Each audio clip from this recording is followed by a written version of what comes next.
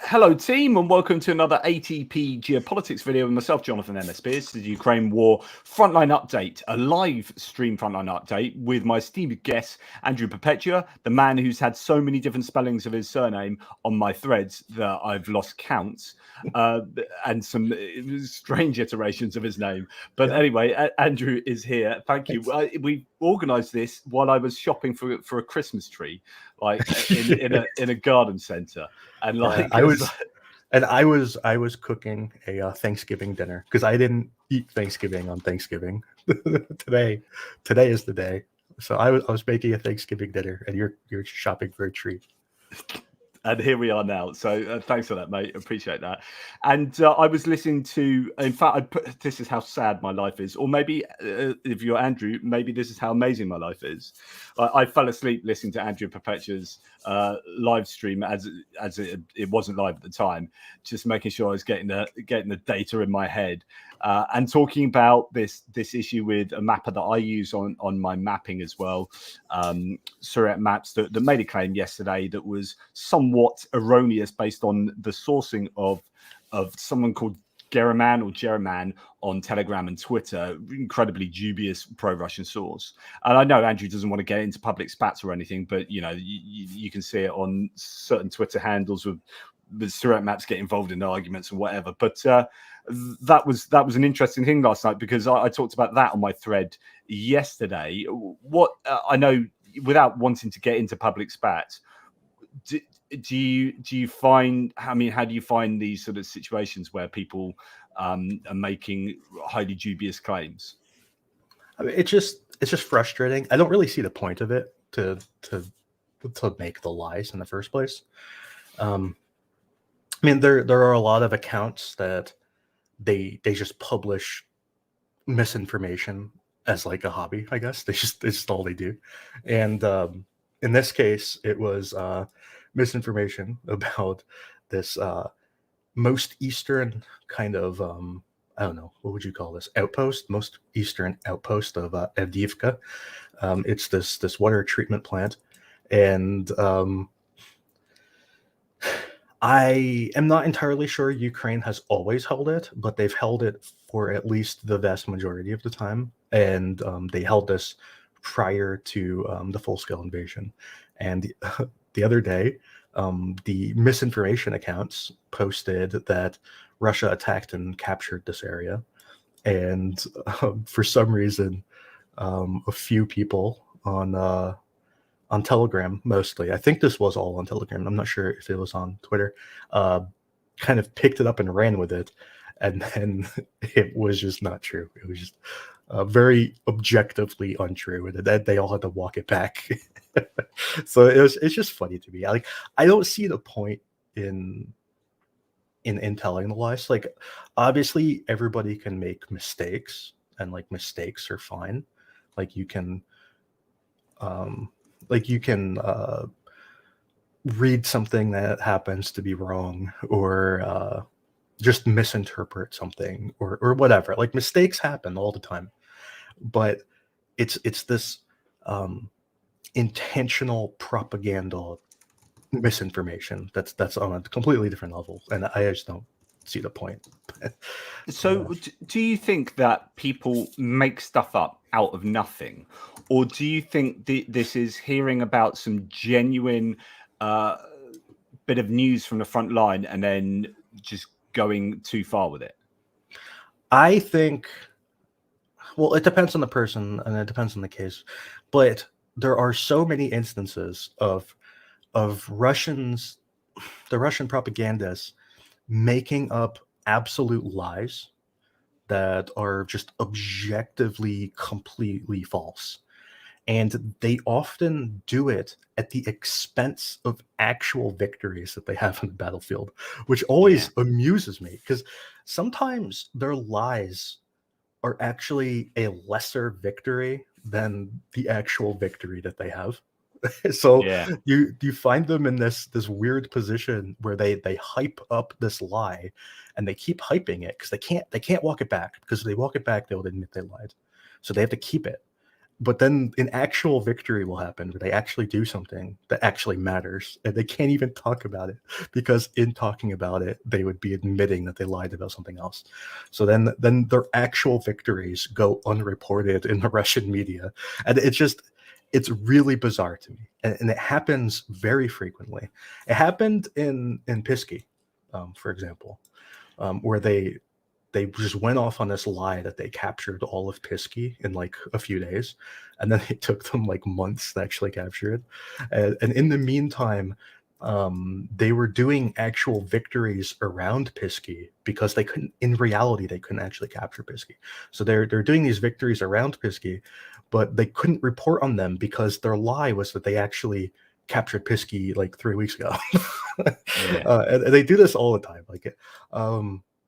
Like we saw it in their attack on Avdiivka, where they were claiming that they had gotten all the way to Berdichi in like the first hours of the attack, which was obviously completely false. They haven't even gotten close to Berdichi yet. So yeah, this is really the reason I don't understand the lying, because it undermines your credibility, and it can undermine actual military victory. And it's like the propaganda value is not as valuable as just telling the truth. Surely they've read the story "Don't Cry Wolf." You know, I mean, it really is just as obvious as that. I don't know if you want to present your screen so it can go, because I can't make you full screen, and no one wants to see my ugly mug. So Oh god, that might work. I can't. Okay, I'm gonna just click the buttons, and if something goes horribly wrong, then we'll get there in the end. But by the way, both of my, I'll just fill in the gap here. Oh, here it goes.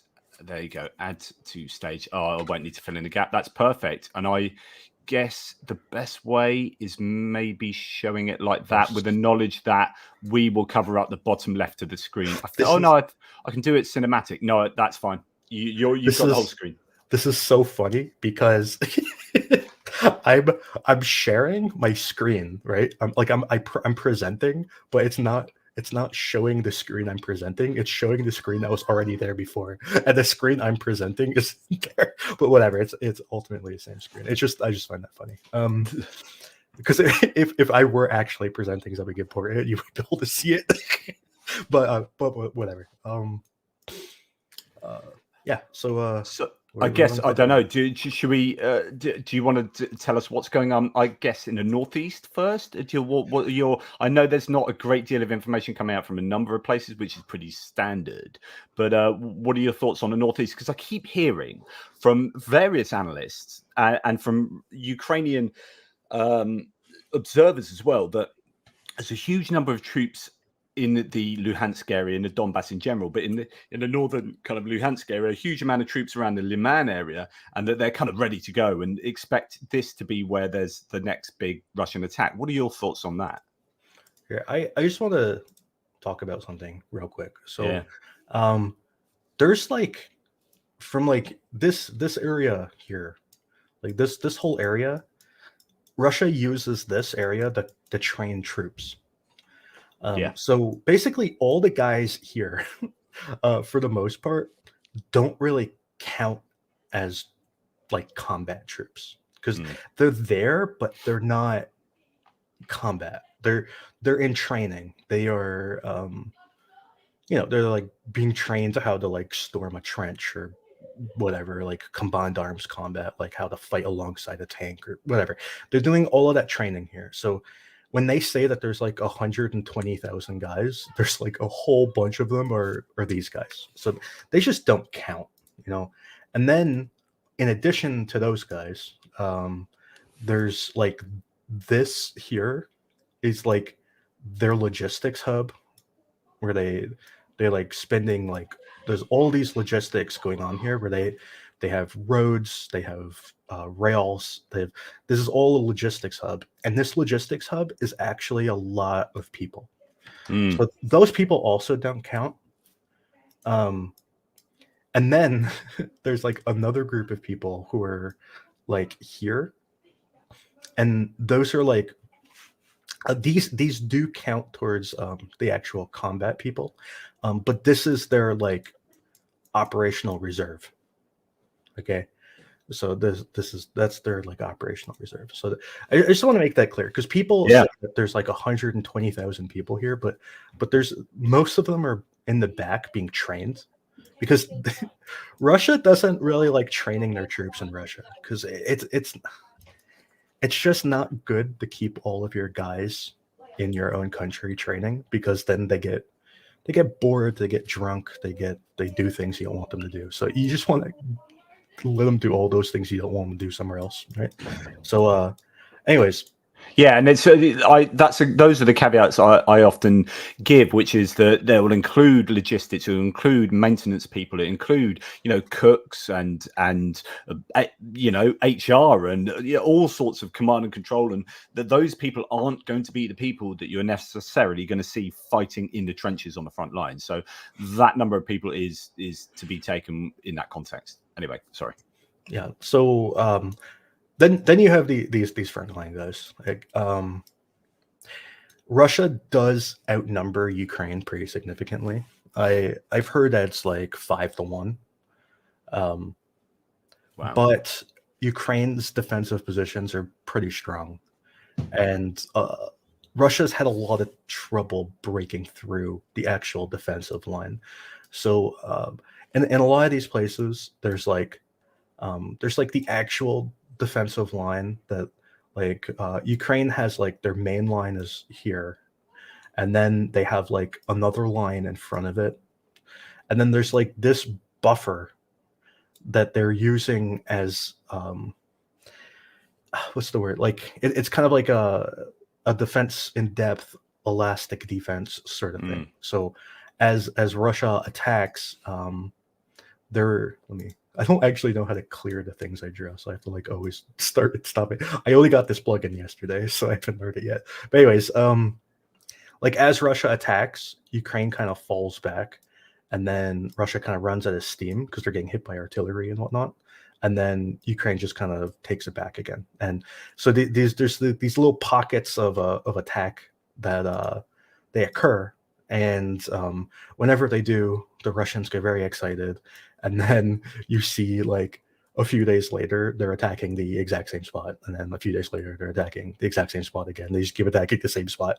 So I think that's mostly what's happening. And this kind of yellow area is really kind of a no man's land, where Russia loses like most of their vehicles in this area, and then every once in a while they'll hit like this blue area where there's trench lines and stuff, and they'll fight, and maybe they'll capture a trench, but then there'll be a counterattack. And so that's like more or less what's been going on. Is it an expensive area for the Russians here, do you think?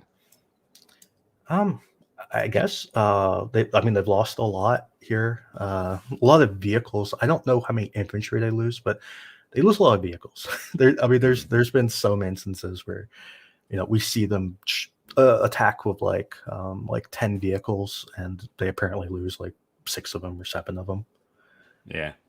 So that's kind of more or less what's been going on in this north, where Russia has been steadily advancing, but their advance has only been like 50 meters here, 100 meters there, and every once in a while Ukraine does a counterattack and takes back a bunch of it, and that's more or less what's been going on.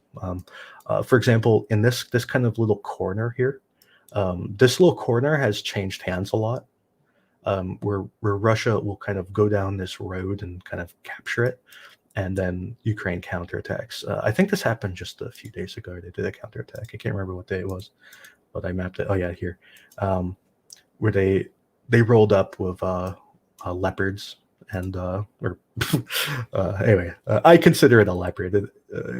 They call it a different thing. I don't know. I can't remember how to pronounce that, but anyway. What, the Swedish version of it? Yeah, it's a leopard to me. I don't care what they call it. What is it called? Like a Stritzwagen or something? Yeah, exactly. Yeah. Anyways, so yeah, they do these kind of counterattacks every once in a while. And, I think more or less they control that tree line, although they do lose it from time to time and then take it back from time to time. So But that incremental gain that the Russians get eventually over time, although it kind of goes backwards and forwards, they will gain eventually more than they lose. When does it start getting worrying? Well, I didn't mean to do that. There's a undo button on the left of that.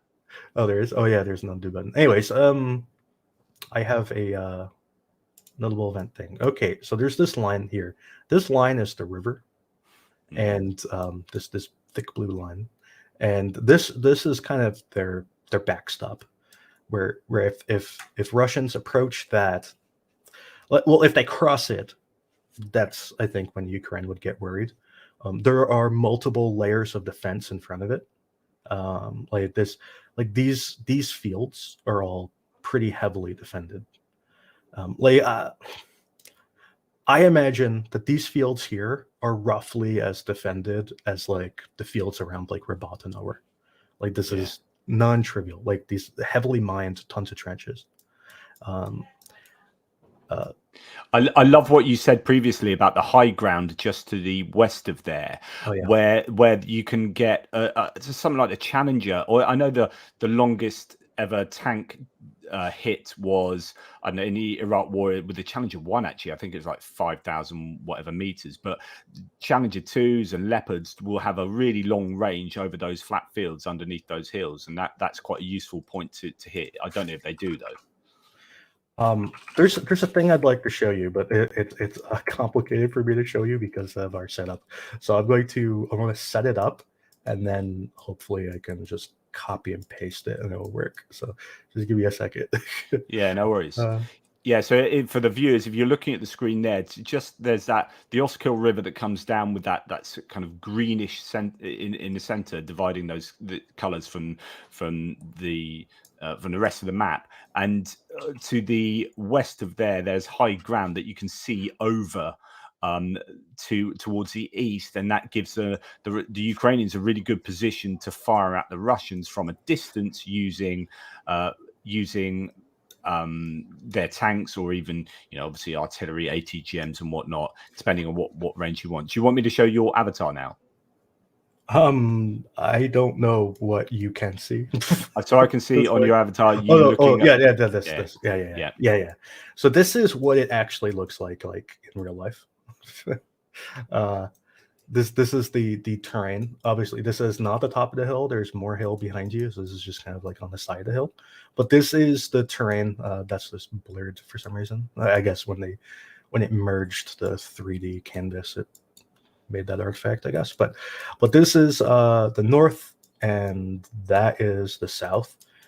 You can see that there are more hills as you go south. So this is not the only hill. But this is and this is that forest that Russia is in. So like I imagine like Sinkivka is like here or something. I don't know. Sinkivka is like over here somewhere. Like what's the other one called? Liman Pershi is like over there, I think. So and this is the river. And you can see that this is the line of sight that they have down this river. So this is right here. So that was right there, and that's the line of sight you get. Okay, so that is not the only hill. There's more hills, but this all kind of this is not what I wanted. But this is the terrain that we're talking about. Yeah, I think this is the one. Yeah, this is the one. So this is the sort of terrain we're talking about. So you can see that Ukraine can look very far off into the distance, and more or less they can move. They could have a tank like back here on the other side of the hill, and they can move the tank up to this sort of position, and they can fire all through this whole kind of valley beneath them. The same that they can do with ATGMs. They can do it with obviously they can have artillery back here. in like Kindershivka or whatever, and they can shoot their artillery, very far, obviously, because it's artillery, they can shoot all the way back there.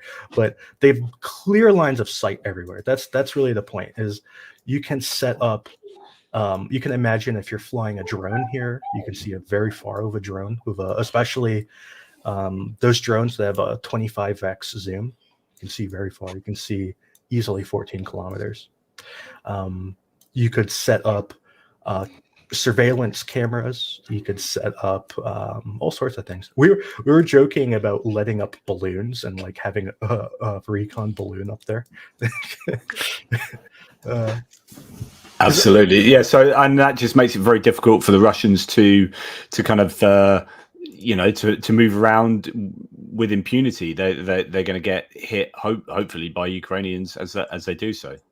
Yeah, and it's important to note that this whole river all the way down, Ukraine is on the high ground. So basically everything to the west of the river is high ground, and everything to the east is a low ground.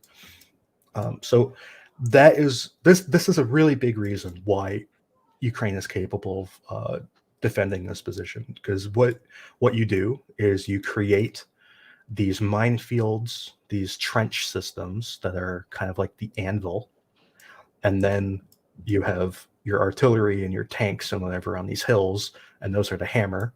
So if Russia ever attacks down, they get stuck on the anvil, and then they get hit by the hammer, and then they run away. That's pretty much the defensive strategy here. So that would be a challenge for the Russians to overcome then. Yeah, that's why nothing's changed in like a year, because this position has been like this since October of last year. Yeah, fair enough. With pretty much no changes. There was a point where Ukraine controlled Dverichny and Hrenikivka, and this isn't even a town, but Ukraine did control up this river, and Russia did attack and take these towns. Ukraine withdrew from Hrenikivka because there was no point in defending it. They could have continued to defend it if they wanted to. They just didn't want to anymore. They weren't ever actually pushed out of the town. They just kind of they basically just said, we can defend the town just as easily from these hills as we can in the town. So they just left. These other areas they were pushed out of. But really, we're talking about Russia advancing a kilometer over the course of a year. I mean, other than that, it's been like unchanged. Like it's been pretty ridiculous. Yeah, so that's the northeast. So you think that's fairly secure at the moment, even given the claims that the Russians are amassing troops. Yeah. Well, and also, I just want to state that I was thinking about this the other day. Remember when the Russians were saying, "Oh, we blew up all the bridges. Now the Ukrainians will retreat any day now." Yeah, and I made some tweets about that, about how I was almost certain that those bridges were not all blown up. I had actually talked to a friend of mine who literally was on the bridge while he was talking to me. I was like, "Is the bridge destroyed?" And he was like, "Oh, if it is, I'm gonna get a surprise in a minute." So like, wow. Yeah. So yeah, I really think, like, I'm not 100% certain, but I'm pretty sure all those videos were filmed over a period of time and then released all at once. Right. I think most of the bridges were repaired or rebuilt or moved or whatever before the videos even came out. Like it was a psyop. It was the same sort of psyop as when all the people were saying Ukraine had bridges over the Dnipro. Like they're like, "Oh, we have 5,000 pontoon bridges. We're going to cross any day now." Like, we're crossing right now. It was the same thing. It was just a psyop.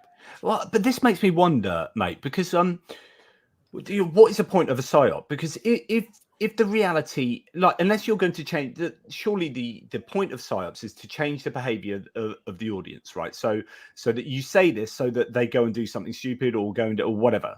But if the audience has nothing to do with the reality on the ground, then what's the point of doing that? So the reality on the ground is that those bridges weren't all blown up at that point, right? And so therefore, by saying they're all blown up, it doesn't change the fact that they are or aren't. And the people there that are using those bridges aren't going to suddenly run away or do something different because of what someone says about those bridges.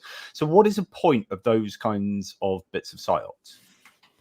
Well, unfortunately, we have a lot of people who fall for propaganda.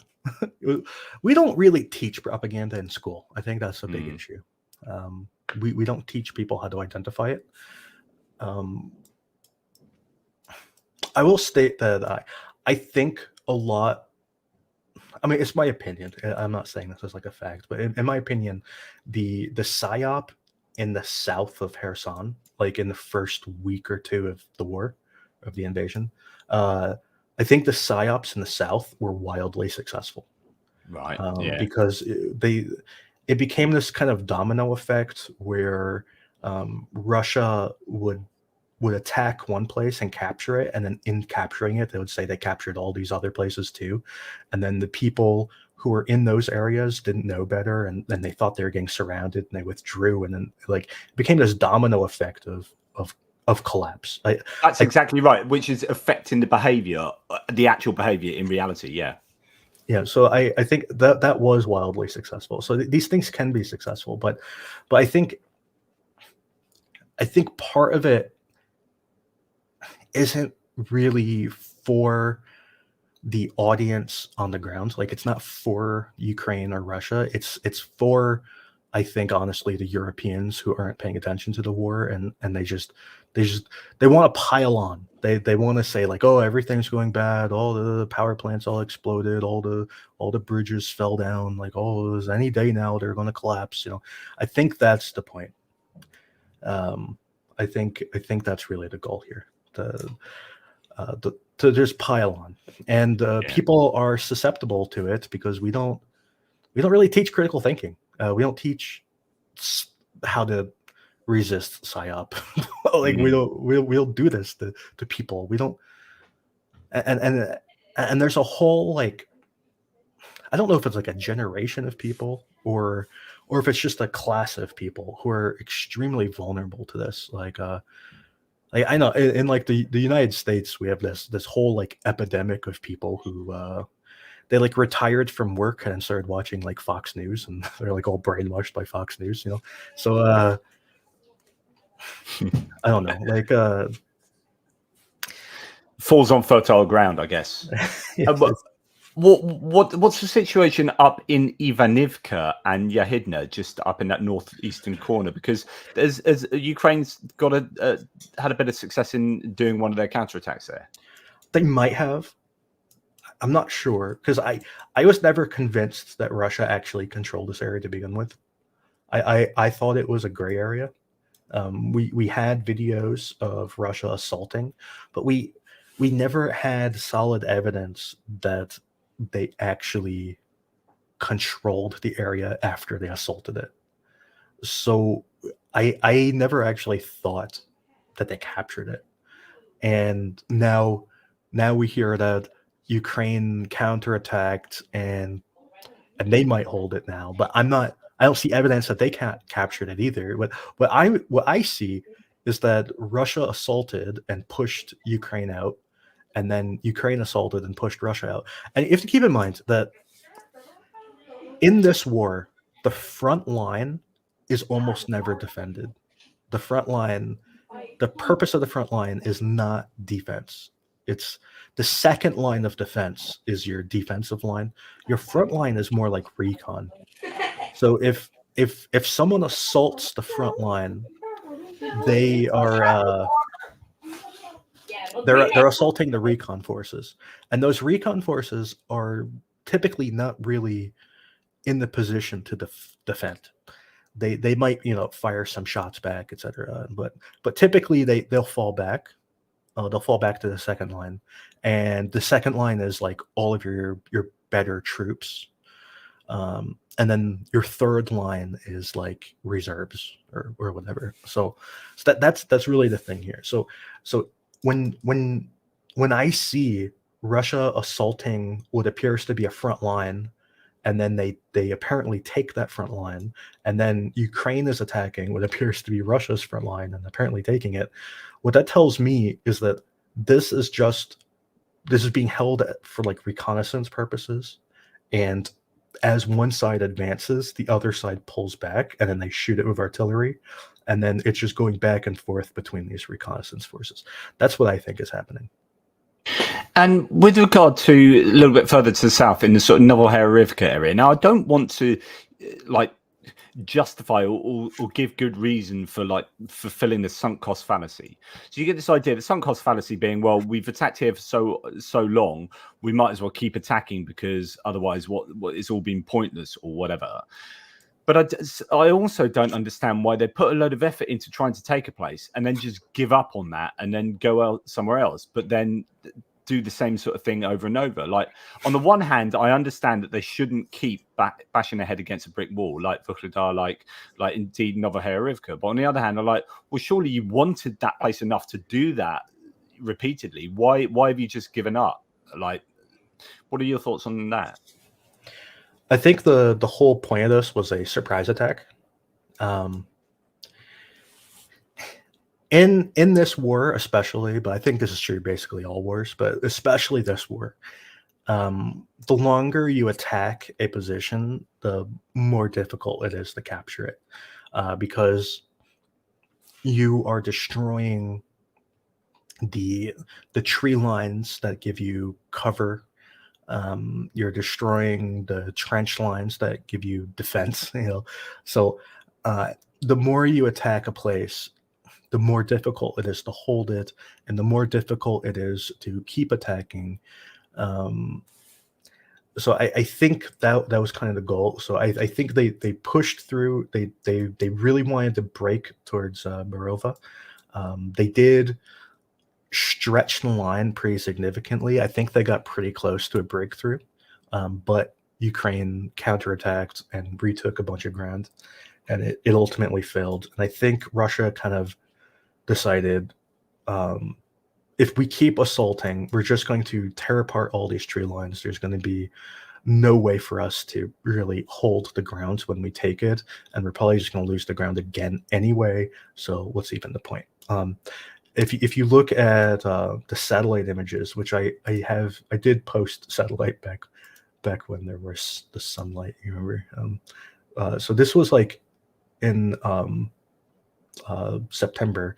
What was one of the later ones? That's still early. Anyway, in these tree lines were getting kind of evaporated over time. I mean, that was a really early one. But anyways, these tree lines were getting evaporated over time. And if you look at some of these satellite images, they were getting pretty shredded. Like especially this area. I remember, this was like the really bad area where like this entire tree line is just gone. And if they continued attacking, this would have happened basically everywhere else too. And I think they just figured, like, what's the point? Like we had a goal, we didn't meet it. Let's just give up and go home. And they do still occasionally attack, but they're not really with the same intensity. They can't. The surprise is gone. Like Ukraine is now pretty heavily defending this area. I think their real goal was to catch Ukraine with its pants down, which almost worked. It did almost work, but it didn't. At the end of the day, it didn't work. Yeah, so I guess exactly as you said, surprise attack worked, almost got a breakthrough. Okay, let's cut our losses there, or at least we almost succeeded. Let's try it in other places. Surprise attack here, surprise attack there. Although, I don't know if there's any places of surprise attack now. What about further to the south of there in the kind of, I mean, it seems so long ago that we were talking about Perpetua and Ploshchanka, where the Ukrainians had some success at the Krasna River, and you're thinking, yeah, this is right after the whole lightning counteroffensive, and then that's all sort of petered out, and it seems to be rather positional. Ukraine had forces here for a while, and I don't think they were even pushed out. I think they just withdrew, to be honest. But yeah, they did push pretty far. They had forces in Chervono Popivka, like on these streets. Russia, I mean, Ukraine also had forces along this highway. They still might, actually. I'm not sure. Anyway, they had forces along that highway, but Russia really did not want Ukraine on this highway. If I remember right, at the closest, Ukraine was like 3 kilometers from the highway, and I don't mean like 3 kilometers from their mainline infantry, because the recon were on the highway, but it was like 3 kilometers from their mainline infantry, or maybe even less than that. Anyways, they're very, very, very close to this highway, to literally cutting it off, and cutting off this highway would be catastrophic for Kremenna, because there'd be one road to Kremenna, and that road was simultaneously being attacked, by the way, because Ukraine had infantry on that highway as well. So Russia was really at the point where they could have lost both highways if things went a little bit differently. They could have lost both highways, and then Kremenna would have totally collapsed, and then who knows what would have happened if all that happened. Because if Kremenna collapsed, and I got a message from someone who is in Avdiivka, and they were telling me that like Ukraine was very, very close to entering the town at that point. So this whole area could have collapsed. That's a real shame, isn't it? It was close, but Russia obviously didn't want that. It upset them, so they started pushing back, and they reestablished control over this highway. And the way they did that was by pushing Ukraine further away from the highway. This assault on the southern highway was very dangerous to begin with. Like, it was almost reckless to even try it, and Ukraine kind of naturally pulled out to like kind of this area, and like they're hovering around this, like just south of Kremenna for a while, and then they've just been pushed out since. So, and the Russians done a pretty good job of Terny Torska sort of pushing back on that salient there.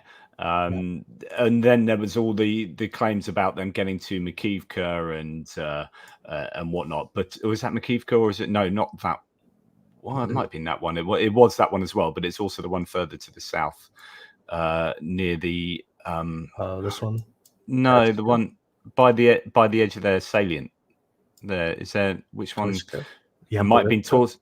Yeah, it was Torska where they were supposedly in around Torska, and then someone produced like a video of Torska, like absolute silence, no like sound of any like fighting or anything. So again, it goes back to these kind of psyops claims and whatnot. But the thing about Torska, that was a real video. It was just mislabeled. It was basically what happened was the soldiers there, like the drone operator, whoever it was, the commander, I don't know who it was, but they handed a video over to their media team, and whoever was in their media team just mislabeled it when they uploaded it, and everybody took the label literally, because like, why wouldn't you? Because it's like the official like Facebook account of the brigade, and they said something is like, why wouldn't you take it literally? I took it literally, like, why wouldn't you? But it just turned out that they just mislabeled it by accident, and because they labeled it as Ukrainian shelling, and it was like right here. So if Ukraine was shelling right there, that's really, really bad, but it was Russian shelling, so Russian shelling right there is just kind of like expected. And as far as the Serebyansky Forest and Bilahorivka just below that, is that all? Because the whole Seversk front line just below that, before you get to Bakhmut, has been pretty stable. I know Spearna had some activity some time back, but over the last month or two, it's been really quite stable. Yeah, there's been a whole lot of Russia trying to break through this line. I'm not sure exactly where this defensive line is. The defensive line might be this road. I don't really change my lines here because it's really difficult. But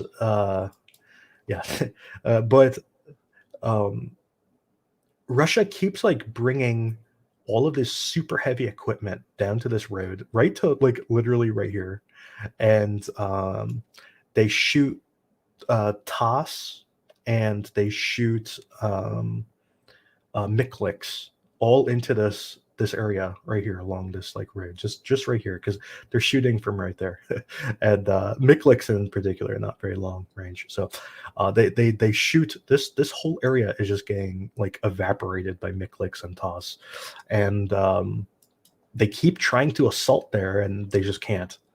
And there was some talk that Ukraine advanced in kind of this kind of a corner of the forest, and that might be true. I don't know actually. Now I've never seen solid evidence of it. Most of, to be honest, some of the video we get from Kremenna, we can't geolocate, so like we don't know what those videos are telling us, which is frustrating. And then the ones we can geolocate are like in either this red area or this blue area typically, or that shelling along this area. So yeah, I mean, I could probably change my lines. Like if I were to change it, I'll take my little pen thing out. If I were to change it, which I don't really like changing the forest, but you could probably mark it like that's Russian controlled, and then like this is Ukrainian controlled, maybe. Right. Yeah. Pretty close. So yeah. And I guess that brings us probably down to Bakhmut, given that Seversk is so quiet. Why is there no? Yeah, there was a really weird thing the other day where the general staff said Russia was assaulting Seversk, which is bizarre. I don't know what that was about. Maybe they were just drinking a little too much vodka when they were writing that one. But yeah.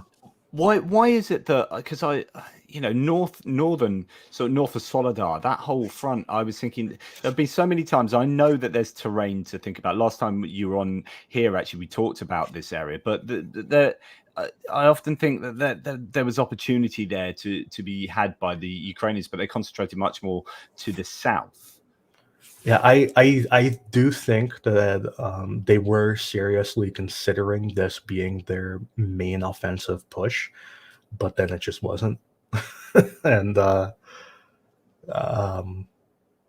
yeah, I don't know what else to say. I do think that they were very seriously planning an offensive here.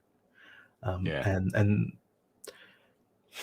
you don't have to be a genius to know what their plan was. Yeah. The plan was to take back. Well, I mean, obviously I don't have access to their plans, but it would be to take back Yakovlivka and then push into Soledar. Like that would it's just obvious. Like you don't have to be a genius to know that would be your goal.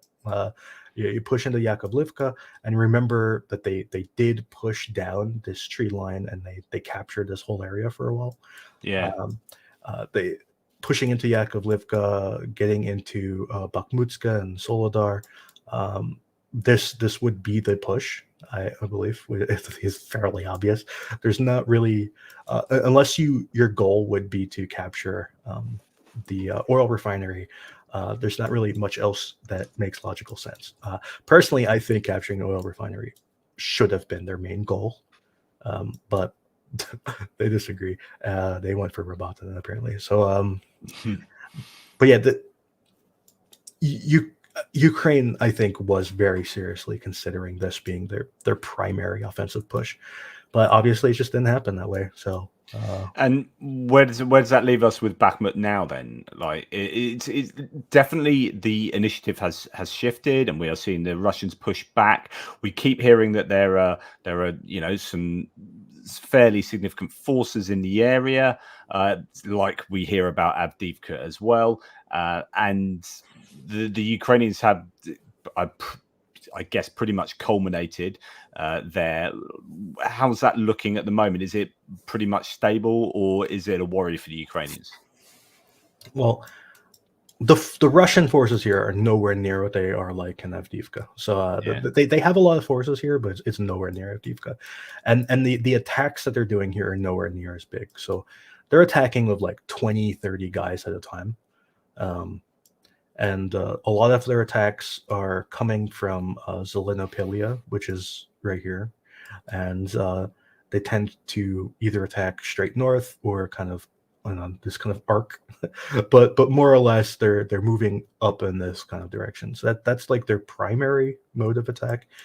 They also have like this kind of secondary one where they're coming from the east, and they have even tertiary attacks coming kind of this way, and there is a completely separate.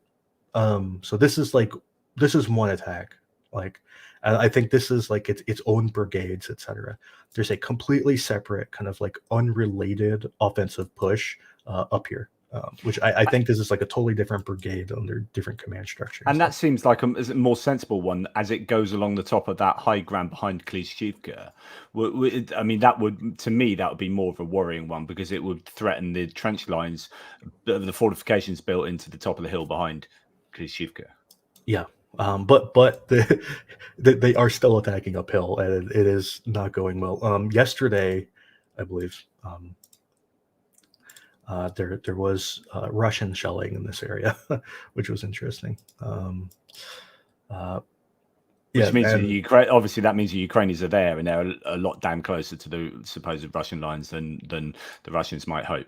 Yeah, and when I say yesterday, I just mean the video came out yesterday because obviously videos don't come out the day that they're filmed. But yeah, this whole area I think is more or less a gray area where they are attacking and counterattacking each other. I don't think Russia has been able to successfully capture much because,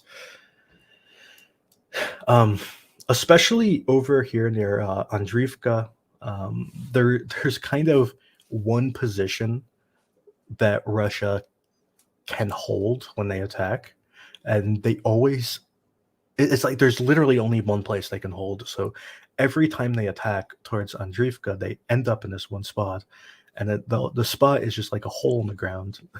And every time they go in the hole, the Ukrainians come over, they drop like grenades into the hole, and the Russians get out and run away. And that's pretty much what's happened repeatedly.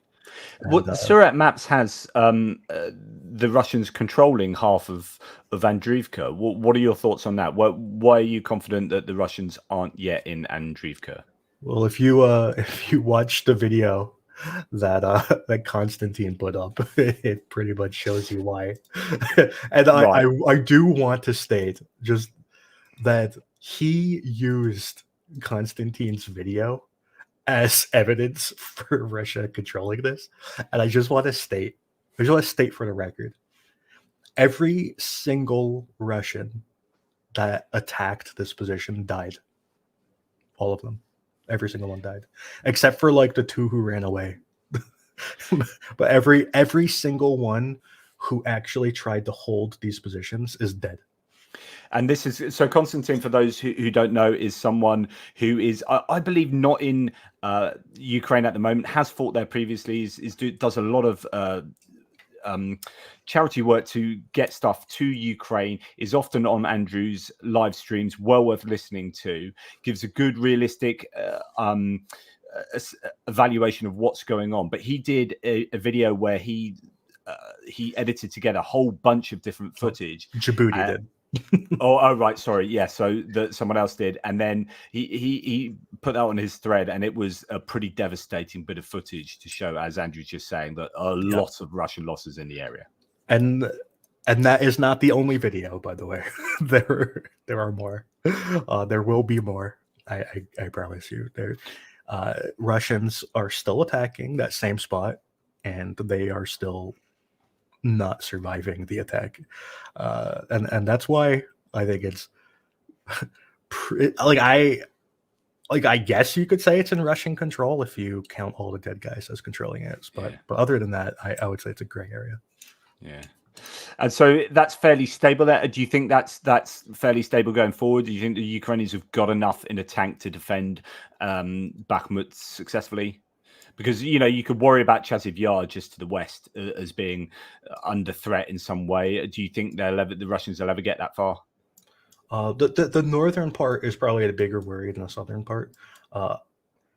Russia really has to do a lot of lifting to get through the southern part, because this line where they are now is the easiest part for them, and they haven't done it. So this is the easiest part. Is going to be all harder from here. So as they push west and north, it just gets more and more difficult because of the terrain. So I think this southern section, I think worst case scenario, it'll fall back to like where it was at the beginning of this year, like back here. And I think that's kind of the worst case scenario. So I'm not terribly worried about this southern part. The northern part is a bigger worry, which isn't to say that I'm necessarily worried, but this is the bigger worry that they're if they there is high ground. So this road is the high ground. This racetrack is pretty high up, and this tree line is like on the ridge. So this is a ridge, and it gives you really good sighting down those roads as well, so they can fire Yeah. off ATGMs and whatnot. And so like all of this ground is low ground to that too. So as Russia advances, Ukraine could get into a position where they're having to defend uphill, which is awkward.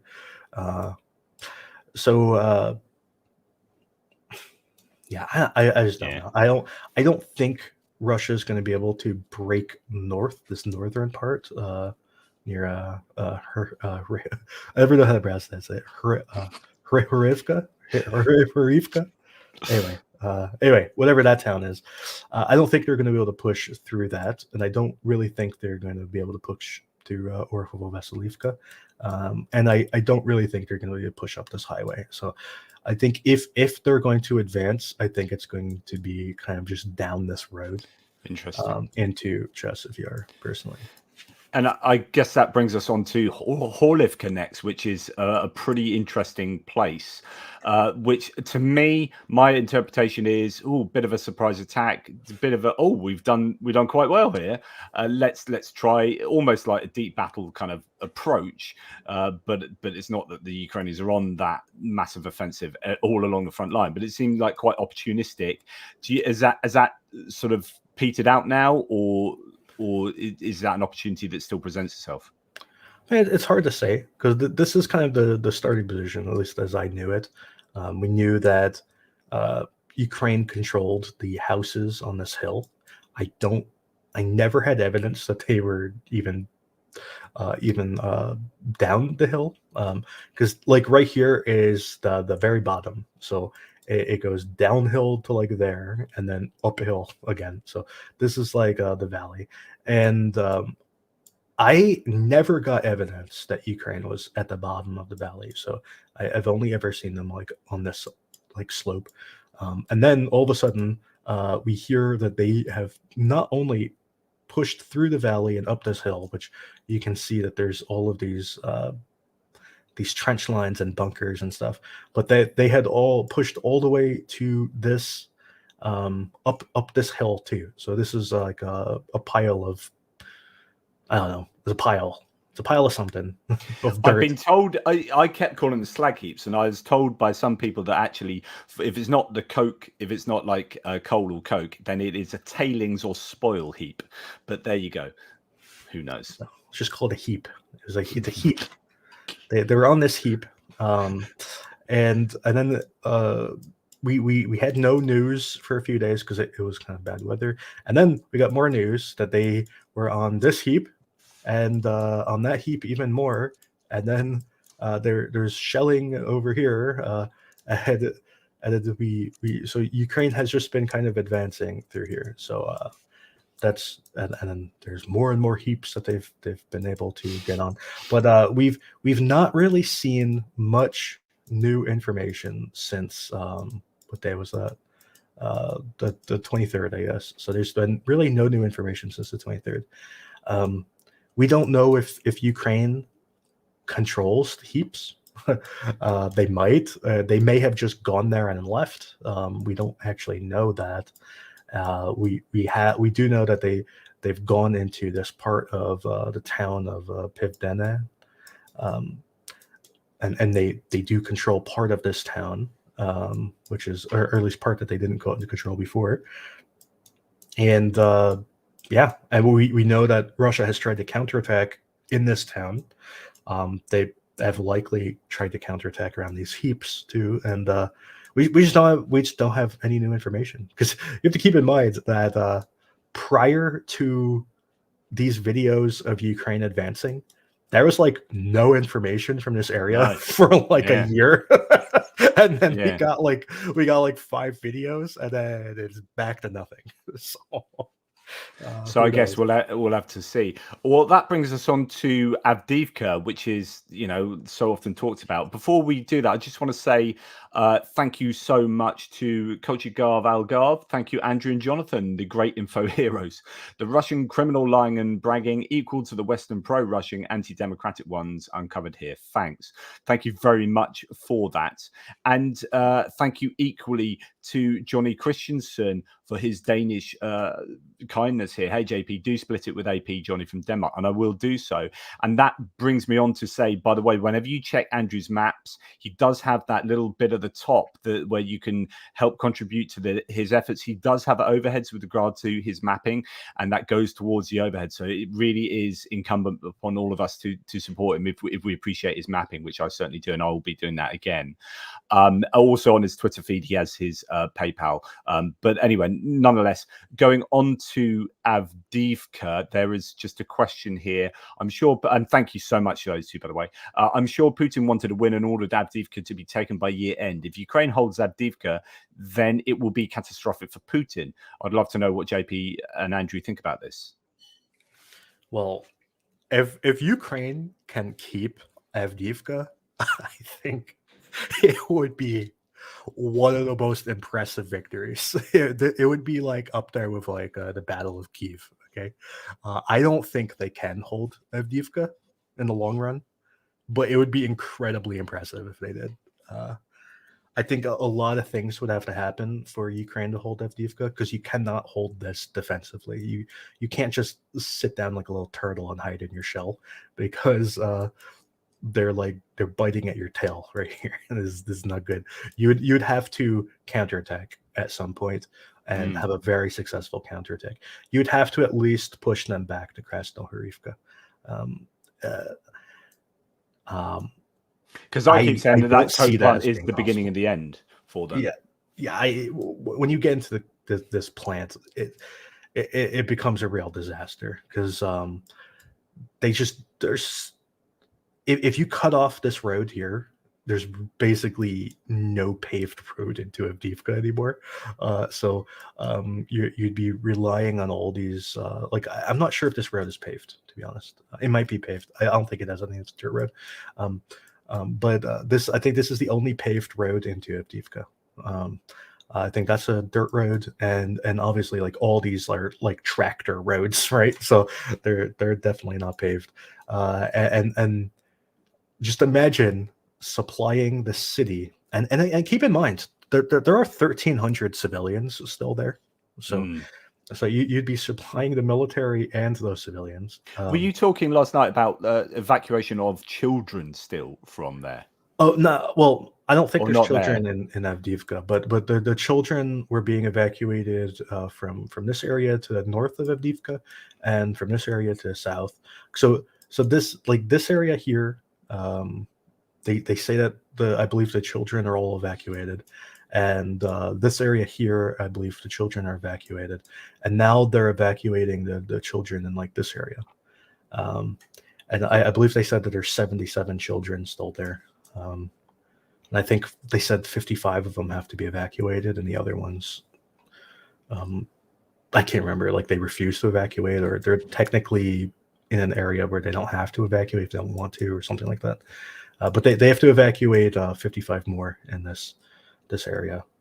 And the other day, I think yesterday or the day before, whatever day it was, I can't remember the dates, but in one of these towns, they evacuated a whole bunch of children. It was like a 2-month-old. I think it was this town. Yeah, it was this town.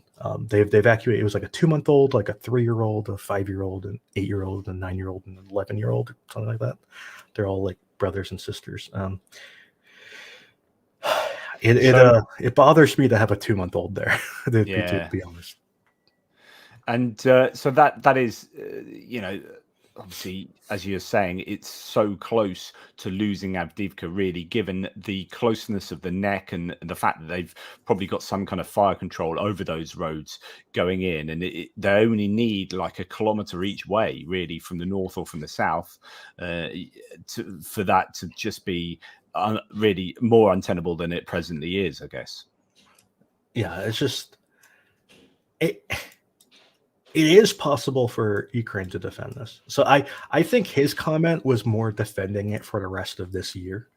Yeah. I guess they could defend it for the rest of this year. I mean, it depends on how much you want to cling to it, how long you can defend it. They defended Bakhmut way longer than they should have, for example. And that probably wasn't a good thing. They probably should have just withdrawn. But I don't know. I think I disagree with you, because I wasn't sure at the time, but in hindsight, obviously 2020. But I think that Bakhmut in the end killed Wagner and killed Prigozhin. Literally, it was Prigozhin wouldn't have said what he said and wouldn't have done what he had done had Bakhmut not been the disaster for the Russians it was. Now, you can argue it was really difficult for the Ukrainians. Of course it was, but actually it fixed and attrited an insane amount of Russian troops and equipment, well, troops mainly. And although it's harsh to say that those Ukrainians gave up their lives for that calculation, when you look at it from an operational point of view and a strategic point of view, I now think that Bakhmut was successful for those reasons, but I know not everyone agrees. Well, I think Prigozhin was killed because he was too successful. I don't think he died because of losses or anything. I think it was because he was so I'd agree with that. He thought that he could get away with things that he couldn't get away with. Yeah. So I think he would have been off. Like, honestly, I think if they captured Bakhmut even better, if Ukraine withdrew sooner, basically, it may have been even worse for Wagner, to be honest, because they may have been overly cocky. They may have just kept pushing even harder to show, like, oh, look how good we are. We did things so quickly and blah blah blah. So I think that was kind of more their downfall. But what Ukraine suffered here is that the 93rd, I'm still not sure the 93rd is even effective right now. And the 93rd was like one of their best brigades. And it's like been like missing this year. Like they launched a big attack and around Klishivka, where they crossed the highway and they launched a pretty big assault with like a whole battalion, I believe. And they got like wiped out in that attack. And I'm not sure, I've honestly not heard anything about them since. So I can't remember hearing anything about them before that. It was like they were missing from like March until then, and they did one attack, and they're like, I haven't heard about them since. So I don't know. I occasionally hear the general brigade. Yeah, I occasionally hear that they've done a bit here and there. You occasionally hear them in ISW, but yeah, generally not at all. Yeah, and I know that Prigozhin, had they been really successful, that I absolutely agree with that. But I just think that was the end of Wagner, Bakhmut. I think it just exhausted and took them. You know, I just think it was highly attritional for the Russians, and I still think it was to the ratio that was beneficial to the Ukrainians, but it did come at a huge cost. And then the whole argument about, well, if it wasn't there, it would have been somewhere else, etc., etc., etc., I guess. Yeah, I mean, that was the argument for defending Popasna. Yeah. I don't know if did you watch the documentary about Popasna? I can't remember what it was called. No, I haven't. But one of the officers in that documentary, he said in the Battle of Popasna that it doesn't matter where we defend, because everywhere we defend ends up being the same thing. So if we defend this city, the city will be demolished and we'll be fighting in ruins. If we defend in that city, the city will be demolished and we'll be fighting in ruins. If we don't want to fight in ruins, we'll never be able to fight anywhere. And if we're not willing to lose cities, then we're not going to be able to fight anywhere. So if we have to lose a city, may as well lose one city and defend it. So that was basically his argument, that no matter what happens, Ukraine ends up in the same position. So if you defend one town, you're defending all the towns. If you defend one city, you're defending all the cities, because the terrain, the trees, the buildings, it all gets erased from the artillery and the bombing and whatever. Anyway, that was his argument. I'm not sure it's true, but that was his sentiment, and that was his reasoning for defending Popasna, even though everything in Popasna was going basically as bad as possible. And then the same sort of thing happened in Bakhmut, where basically everything was going as bad as possible. So I don't know. I don't know if that argument is true or false. Like I kind of think it's false, because there's more to it. I think there's supply lines. There's whether you can medevac people effectively, and do you have like hospitals to send people to? I think like all those things are really important, more important than the ground or the city or whatever. So anyway, I just don't know, but that was kind of his sentiment on why you can't run from the fight. You have to just fight the fight wherever you are, because if you run away, you're not going to find anywhere better than where you are right now. Yeah. Fair enough. So Avdiivka, I mean, could be going the same way as Bakhmut. I guess we'll have to wait and see. Is there anything else of note to mention about Avdiivka other than it's pretty tough all around that? I mean, they're dropping cluster munitions from airplanes, and that's one thing. Yeah, which is a worry. That's rather like the FOB guided glide bombs, but with cluster armaments, and that is, we've seen a couple of bits of footage of that, and they are big old cluster munitions. Those, and it's not uncommon. They're like dropping a bunch of them every day. I also read a few days ago. It was a comment from one of the soldiers fighting near Avdiivka, and he wanted to say one very specific thing. And he said, everyone is blowing Russian aviation like way out of the water. Like people are over exaggerating the effect of their air power, that in the reality that he feels fighting on the ground, that their air power is a threat, but not a major threat, and not something that is changing the battlefield. Like it doesn't, he doesn't feel it impacts the battlefield any more than like artillery or whatever.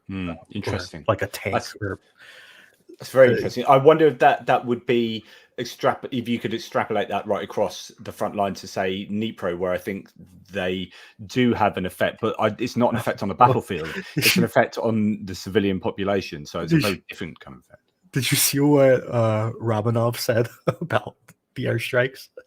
Yes, about them hitting, about the like, I did, and I reported that hitting their own people around there. He said, I can't remember the exact quote. It was so funny. It was like, he said, just because the aircraft drops a bomb, it means only sometimes it hits its target. Yes, only sometimes.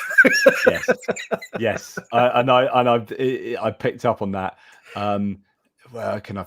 I'll have a look for that. But if you want to go further to the south of Avdiivka and see, tell us what you think of anywhere between there and I guess Vuhledar. Yeah, Mariinka is basically the same. Like, it's just kind of like boring to me to report on Mariinka, because it's always just the same. It's just people fighting in ruins, and sometimes the ruins change hands, and And it's uninteresting to me. It's like it is this the city is as destroyed as any city could possibly get, especially the inner core of Mariinka that is just like it's like powder, like it's not even like a ruined city anymore. Like some of these houses are like grass fields with like wildflowers growing in them. Like it's beyond a ruined city. It's becoming like more of like nature reclaimed city at this point. So this northern part is lesser ruined somehow, and in fact, oddly enough, some of these buildings are intact somehow. I don't know how, Wow. but some of them are intact. They have roofs and everything. Although the roofs, if you go into the building, the roofs disappear. So it's like a magic trick. So yeah, the Mariinka more or less the same. Krasnohorivka pretty much the same. I see absolutely no changes in that whole area. Novomikhailivka, it's getting bombed. They had a pile of mines was destroyed. Ukrainian mines were destroyed somehow. I don't know how they were destroyed, whether it was a FPV drone or what. But Ukraine was apparently planning to disperse a minefield, and it got hit by something and exploded. Novomikhailivka is getting hit pretty hard. I hear from artillery crews or one artillery battery in this area. I read from them pretty frequently. They have a locked Telegram channel that I weaseled my way into. They are pretty happy with the situation right now with their artillery. That they feel that every assault that Russia has attempted has failed. In fact, there's a few messages from them that I haven't read yet, so I'll just look at them really quickly. The first one, he says, "I hope everyone's having a nice day." The second one is not much. We remember Holodomor. He said, okay, so the next one says that there will be no posts today because we're in combat. And then he said, we won the combat. He's like, I'm back. Anyway, he said our fighters did titanic work today and repelled all attacks. And yeah, so that was the news from that area today from him. So apparently they repelled all the attacks. So his artillery fires in this general area. So he's here somewhere. I have no idea where, but. Good stuff. Interesting. I found that Romanov one where it was. I would also like to note the arrival of FFB with a beautiful video in the distance does not always mean hitting a specific target. Very far from always. In other words, very far from always would insinuate that they only sometimes hit the target. So thanks, Romanov, for yeah. Yep, that's him. On my Discord. All of our emojis are Romanov. Yes, nice. It's fantastic. I love whenever anything happens, we have a Romanov emoji that can express that event somehow. Brilliant.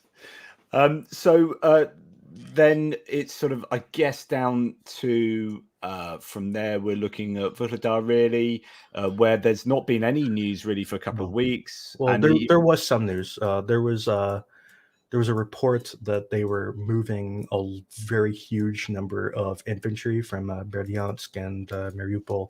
Yeah, I mentioned this and nothing. Vuhledar. Yeah, what's been heard since then about that?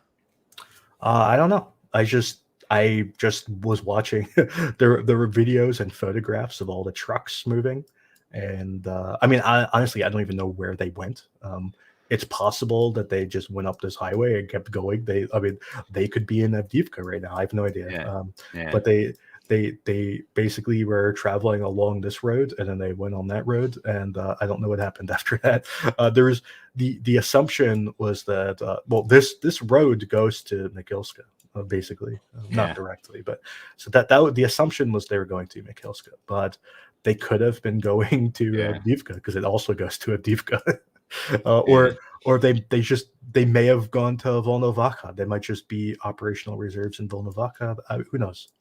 Yeah. And so Velika Novoselka, just on to the west, has become really sort of positional, considering that as a place of one of the main areas for the counteroffensive. So, and actually, Robotina is fairly positional. There is some minor changes at the moment on a daily basis, but what are your thoughts about Robotina then, or either of those? Well, there is the theory that the attack across the Dnipro is distraction for a further attack on Novobrokobivka. That is a floating theory, which you can't discount, unfortunately. I kind of hope that's not true. I kind of hope Ukraine is just kind of done here because this whole area makes no sense to attack. They should have never done it. But yeah, I don't know. The other day, a pretty famous Ukrainian died attacking Verbova. What was his name?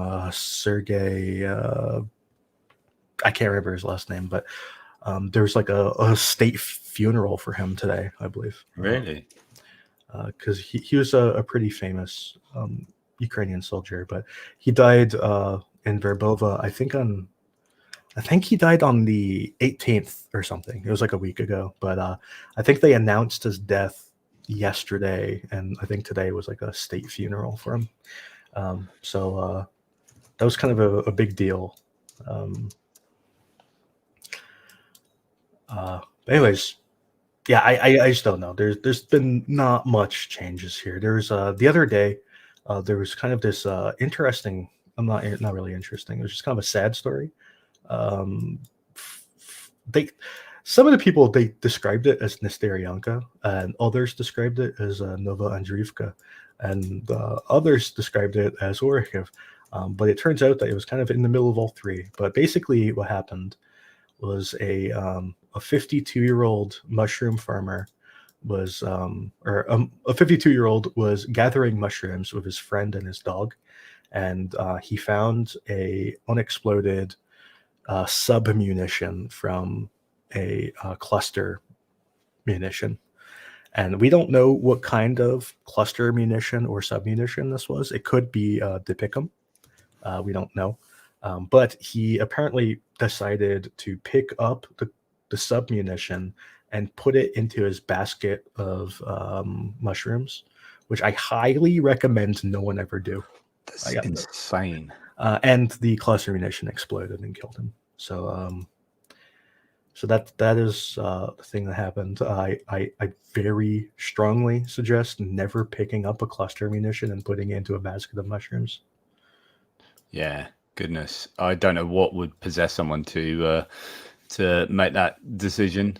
Was that Sergey? I'm just wondering if that's Sergey Lisyuk. Was he the kickboxing champion, world kickboxing champion? I don't know if he was a kickboxer, but he has like a huge beard. Does he have a giant beard? Not from what I can see, but I did see. I didn't report this in one of my news bits, but there was a kickboxing champion who was killed, Sergey Lisyuk. Although that Lisyuk that was in Donetsk, so I don't know if that's the same place. No, that's not. Yeah, this guy he died in Verbova. Here, I will. Oh, this is him. Sergey Pavlichenko. Right. This is him. So if I pull you on there, yeah. This is his funeral. Oh yeah, I think I did see that beard. Actually, funny. Now you mention it. Yeah. I obviously that's desperately sad. On a hopefully a more lighter note, Ukraine definitely win the beard wars. I mean, their beards are like infinitely better than the Russians. I just thought I'd throw that out there. I will show you my if you give me a second here. I will show you my favorite photograph of this war. I just have to find it. Yeah, so I'll continue with just talking maps, but that is to say that Robotina unfortunately is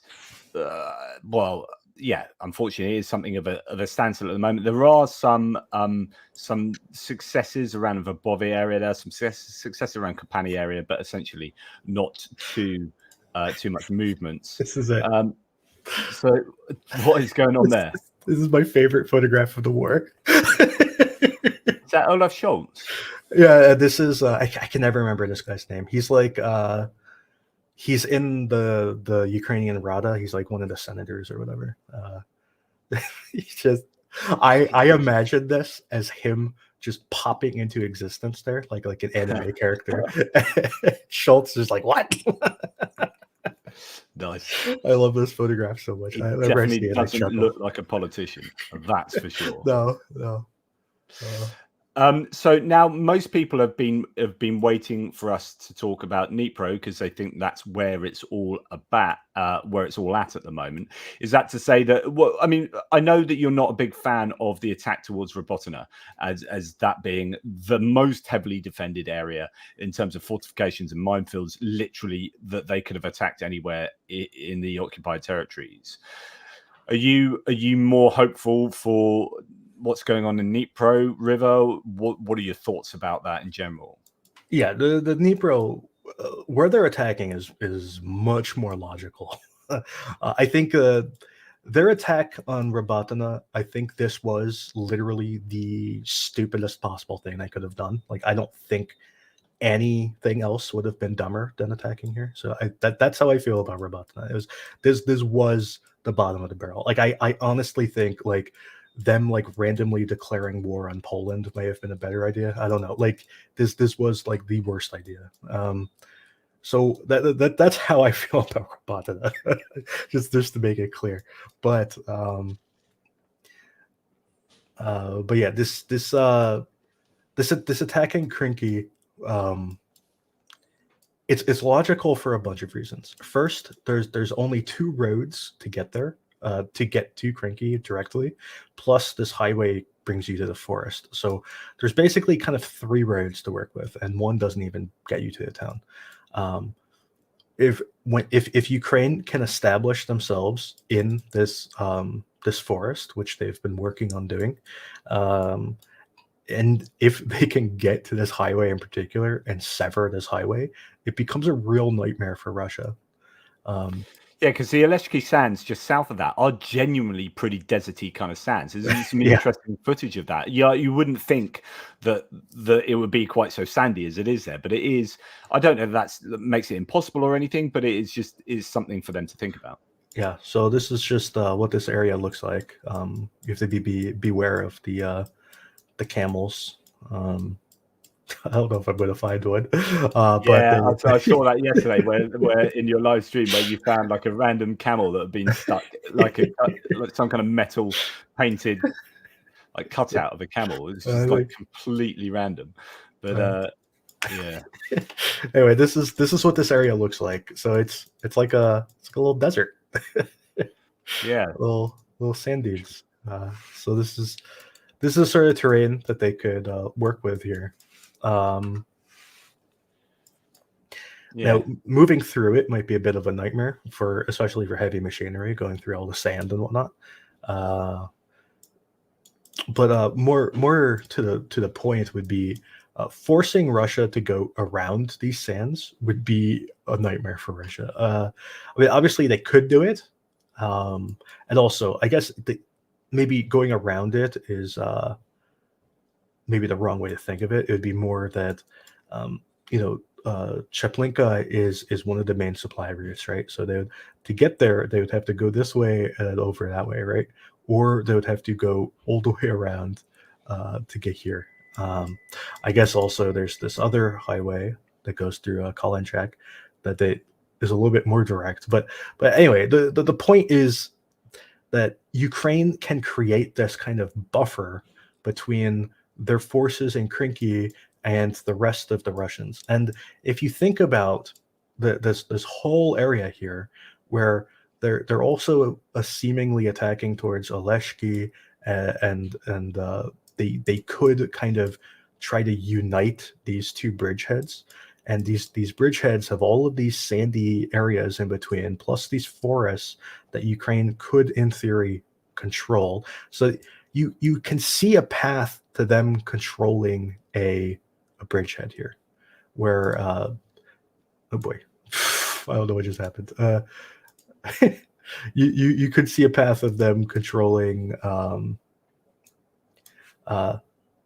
like kind of this kind of buffer where this area, like this is kind of like a no-go zone where it's all sandy nonsense, and then Ukraine could build up this inner kind of area, and maybe that's how you can set up crossing points. Anyway, you could see how this could work. I mean, there's a lot of ifs, ands, and buts going on here. We're really projecting way further than the reality on the ground right now, but you can see like just logically how the pieces of the puzzle can fit together, and which is that's so at least a dependent. positive. Yeah, and it's so dependent though on getting some meaningful equipment across that river, and that seems to be their ongoing challenge. Yeah, and these, pushing Russia back in this sort of way, using these terrain features to push Russia back, is how you could get that heavy equipment across.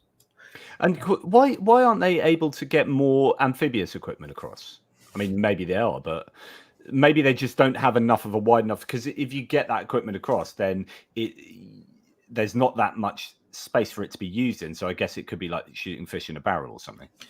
Well, you just have to think of it this way: they're having enough trouble getting infantry across. Yeah, they're having a lot of trouble moving these infantry. I mean, they're having trouble moving across enough fuel to charge their batteries for the drones. They're relying on all sorts of exotic ways of moving fuel, like flying it in a drone to drop fuel right. on the. So they're having a hard enough time supplying the infantry. Like, I don't think they can realistically supply. And you've counted up a bunch of boats being blown up recently. Oh, they lose tons. They lose tons. Yeah. Do they lose them with people in them? Yeah. Yeah. Which is obviously a huge challenge. Yeah, because they've had boats full of people get hit by a Lancet. Yeah. Yeah. Which Lancet seem to be having a comeback at the moment, and also Lancets with thermal, nighttime imagery as well. I mean, these are becoming increasingly an issue. I think there appears to have been some kind of Russian production uptick in terms of drones. The capabilities have improved, and that's becoming, to me, I think, a bit of a challenge going forward. Yep. Really, one of the most unfortunate things here is that the West is completely unwilling to give Ukraine electronic warfare. Yeah, I discussed that this morning. Yeah. So, like, people talk about giving like airplanes and ATACMS and stuff. Like, the West is like honestly, I think it's more likely we'll give them like an F-35 than like electronic warfare. Like, like that's how we're treating electronic warfare. And you have to keep in mind that electronic warfare is like probably the most cutting edge technology that you have, and nobody's willing to give it to Ukraine. So, in the Economist article on that this morning, it's interesting because there's the issue that you don't want to get it to Ukraine in case that cutting edge technology finds its way into Russian hands, but also the issue is apparently with like the exports. It's the most tightly controlled area or something like that, in terms of they are actually, I know that you can break the rules anyway, in this is in the middle of a kind of war, but they are actually not able to export that stuff to Ukraine for more regulatory reasons as well. I don't know. Yeah, I think we don't even give some of that stuff to like the British. Yeah. Like, I think some of this stuff is like, screw you guys. It's so tight that we don't even give it to our closest allies, because like the United States and the British, we have special rules for each other, Yeah. where like Yeah. we kind of treat each other as if it's our own country Yeah. in a lot of ways, not in all ways, Yeah. but it's kind of funny that there's some rules that like like the United States is closer to Canada than the British in some ways, which is amusing. But anyways,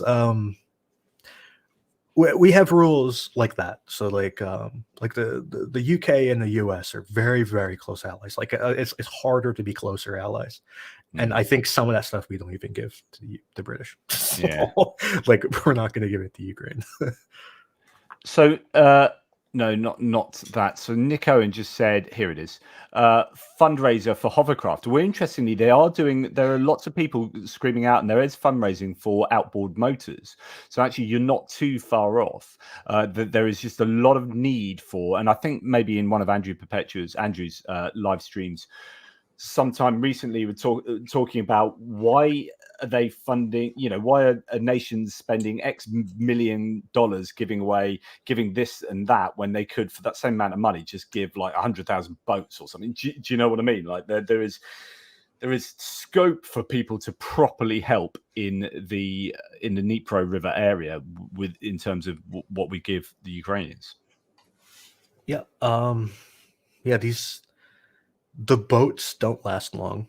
The engines are expensive. They're like what, like a few $1,000s each buying brand new. When you buy them used, they're a little bit cheaper. Combat Hemp, I think he bought 3 for $3,000. They were used. That was a fundraiser that I promoted. Combat Hemp buying 3. Combat Hemp is a medic in the 35th Brigade. I don't know if he's actually in the 35th Brigade anymore because he got wounded. I don't think he's even in the military anymore. But he was, until he was wounded, he was in the 35th Brigade as a medic. He's gotten pretty famous. He had a viral video where he helped a few guys who were borderline dead when he found them, and he basically triaged them and got them all to safety, and they're survived.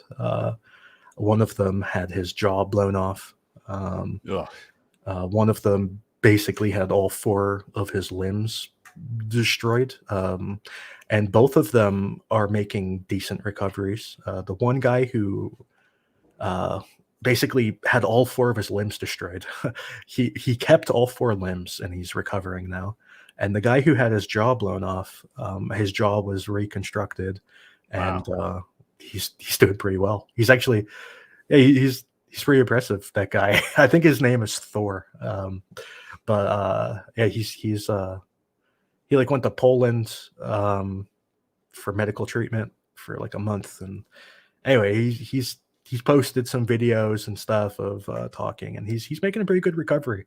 If you look at him, you would never tell that he had his jaw blown off. It's pretty impressive, and also to think that this only happened like a few months ago. I'll try to find the picture of him. As you do that, thank you so much to John Panciotti there. Blessings to all of you from Puerto Rico. Thank you, my friend. Excellent, really kind. Loving this live stream. Big thank you to Andrew, says AJ Simo, a new subscriber to his channel here. That's fantastic. Talking about, and as you look for that, I'll just this question. Thanks also, by the way, to Jack Ray for the gifting of those ATP Geopolitical memberships. That's really kind of you, Jack. Thank you. Super. And Mark Biscu, who's Canadian of Ukrainian heritage, we're hearing that the city of Kherson fears the latest Kiev bombings, 1 missile but many drones. So that's from last night. 75 drones, many of them at Kiev, were designed to keep air defense there instead of Russia's true target, Kherson. Heightened anxiety or justified paranoia? I'll come back to that question with Andrew in a second. Just going to show you a picture of who he is talking about here. Is that the guy who's got a new jaw? Yeah. Wow, that is pretty impressive. Yeah, it's medicine is pretty incredible. Yeah, good. Because he literally did not have a jaw. Like it was just the top teeth and nothing below it, and that's how he is now. And that was just a few months ago. Like honestly, like That's like incredible. 8 months ago or something. That is incredible.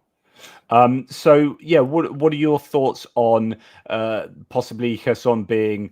I think Kherson is a real worry for the Russians for all the reasons we talked about, and I think they do have. If you guys have been watching me for obviously for a long time, but for last sort of 3 or 4 days, I've been saying that the Russian reserves are weak in that area. Now I know there are lots of claims about Russian reserves and whether they don't exist at all or whatever, but from all the Russian sources and what we're hearing about the Kherson area, they are putting in reserves that are not quality reserves in most of the claims. There was one claim from yesterday, I think, or was it this morning, saying there were good quality, well-trained, well-equipped Russians being brought in.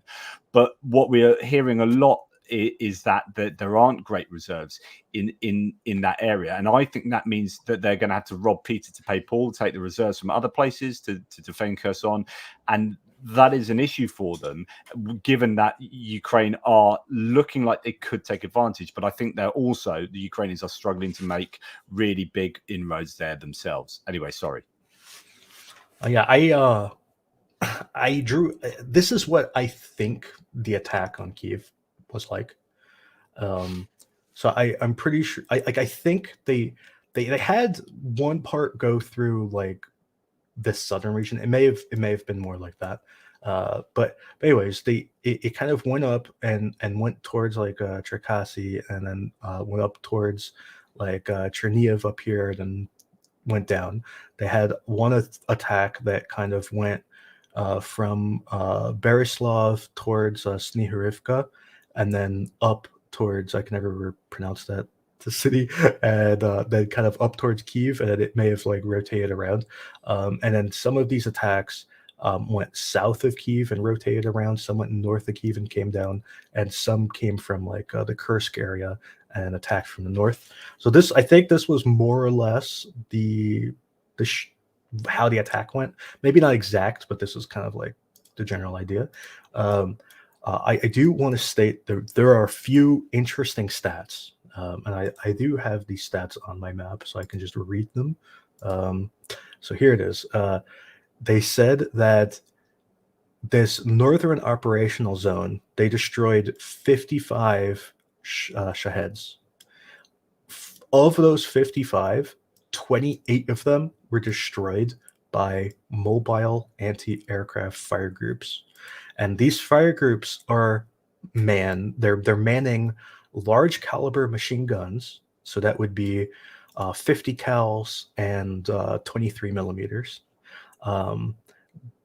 They've also have manpads and anti-aircraft guns. These anti-aircraft guns, the 23 millimeter might count as that.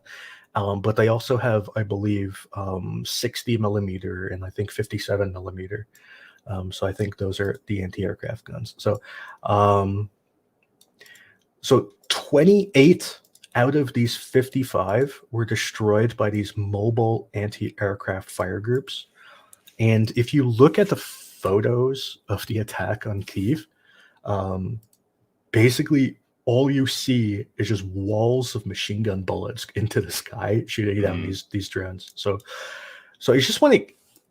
His question was about pinning down the Ukrainian air defense, and I just want to state that a very significant part of this air defense are guys in a technical. It's a pickup truck with a machine gun in the back. That is a very significant portion of the air defense that destroyed these Shaheds, and so that's 50% of the Shaheds were shot down by these guys. And we've seen a whole bunch of Mitsubishi L500s or whatever with machine guns on the back of them being like, that's low tech, low cost solution that they need just an absolute ton of them, and you can get anyone to man them, really, like give or take, with some minimal training. So like, well, I would it actually takes a lot of training. That's actually the issue is that it actually takes a very substantial amount of training. It's a very simple thing, and its simplicity is why you need so much training, because it actually is a genuine skill. It's a skill that you can learn. Anyone can learn it, but it is a skill that requires practice and training. And I think as these gunners get more experience, they will get better, because Yeah. it's a very difficult skill. Because just imagine you can't see the target, right? It's very difficult to see. So some of them they're painted black, and that you have a spotlight shining on them. If you're lucky, you might have a thermal imager to see the heat signature. So you can barely see them, and because you can't see them, you don't know how far away they are. You generally know their speed, because I think they fly more or less at a constant speed, but you don't know how far away they are, so you don't really know where to aim. But this is something that if you think about it, you can't find a solution by thinking. It's like you can't logic a solution to where to aim to hit it. I mean, maybe if you have like a ballistics calculator or something, but as you practice, you just know. You just know where to aim. Yeah, so it's and you really will interesting start hitting it. that is like intuition. So, and there's a lot to be said about whether intuition really exists as a separate thing, or is it just your brain knows how to do things, but your consciousness doesn't. So I could get into some philosophy here, but nonetheless, there's examples of that happening in terms of chicken sexers. It sounds an odd thing to say, but people who chicken sex, if you ask them, how do you chicken sex? They're like, I don't really know. I just know. It's just intuition. And the same with World War II's bomber spotters. So people that used to spot like German bombers and separate them from like British aircraft and so on and so forth, and fighters and whatnot, that they were able to do that by intuition. And it was not something that they could necessarily teach other people so easily. It was just something they were able to do and couldn't like put that into words. So it's quite similar stuff there. But when I was saying like anyone could do it, what I mean is that you could take people and train them up who are, you know, women who are retired. Do you know what I mean? It doesn't have to be the sort of person you might think is only fit for like combat duties on the front line can do that kind of thing. So the idea is that you should be able to get enough both kit and eventually trained people to do that, which is I think a good thing. Yeah, I think this is one of the more low effort things. And honestly, if I were Ukrainian, I would volunteer for this, because they have been asking for volunteers for these jobs. I would love to sign a contract. Yeah, I would sign a contract. I'm only allowed to run around on the back of a pickup truck shooting down Shaheds. That's my contract. Yeah. I will sign the contract. The 2-year contract. Fine, let's go. Let's roll around. So do you think that, I mean, back to the question, do you think that the Russians are going to be targeting Kherson? Do you think that Kherson, or like, what do you think the prognosis is for that? Do you think the Ukrainians are going to be able to, you know, capitalize on any success there? Is this in regards to the Shaheds, or just both? Kherson? Both, just both actually. Okay, so with the Shaheds, I don't think that has anything to do with it. I think the Shaheds are more of like it's a combination of a terror weapon and a weapon for aiming at very specific things. Like last night in Kyiv, the power went out. What does that mean? Were they aiming for electrical infrastructure? Did they hit one? Like, I don't actually know. I just know the power went out. So, so I think that's more the role of the Shahed. So, with Kherson, I fully expected Russia to push Ukraine out by now. I do know that Ukraine was preparing for a very major battle with Russia, and I think Ukraine expected Russia to basically throw everything they have at them on the river. And I honestly don't know what Ukraine would do if Russia did that. I don't know if Ukraine would try to defend it, or if they would withdraw, or what would happen. Like, I honestly don't know. It's like if Russia sent like 5 brigades there, like, I don't know what Ukraine would do. But there's also the problem of maybe Russia just can't send a lot of guys there to push them out, because there are all of these logistic bottlenecks. There's only 2 roads that directly go there, and they're both basically under fire control. And then there's this highway that's also under fire control, and it doesn't even get there; it just gets you to this forest. You have to fight through the forest to get there. So it might be that Russia literally just can't push them out, because like they can't send more forces. just for logistics. Like that might be possible. Like Yeah, it's interesting. Yeah. so then at that point, like if Ukraine has enough forces to defend it, and Russia can't send more forces to attack it, maybe this is just the winning formula for Ukraine. Like And they've that done a might pretty be it. good job of degrading the Russian equipment in the area. I mean, we've seen obviously the big items like the TOS ones, but actually and T90 and whatnot. But actually, just in general, over probably a good couple of months, there's been quite a bit of degradation of their equipment. And I think that then, is so sensible in terms of looking at this attack across the river from a longer perspective. Yeah. So we have yesterday we had a BMD-4M. We had a BTR-82A, another BTR-82A, and then we had a T90M. And then there was another BTR-82A. So that was just yesterday, and then as you go back in time, there have been so many BTRs. There's so many. They've had to have destroyed like probably like a half a brigade worth of BTRs by now, just in the Krinky. So yeah, pretty expensive place. And are there anything to say about Pidstetny and Pishchenivka just down the road at all? And Antonivsky Bridge too?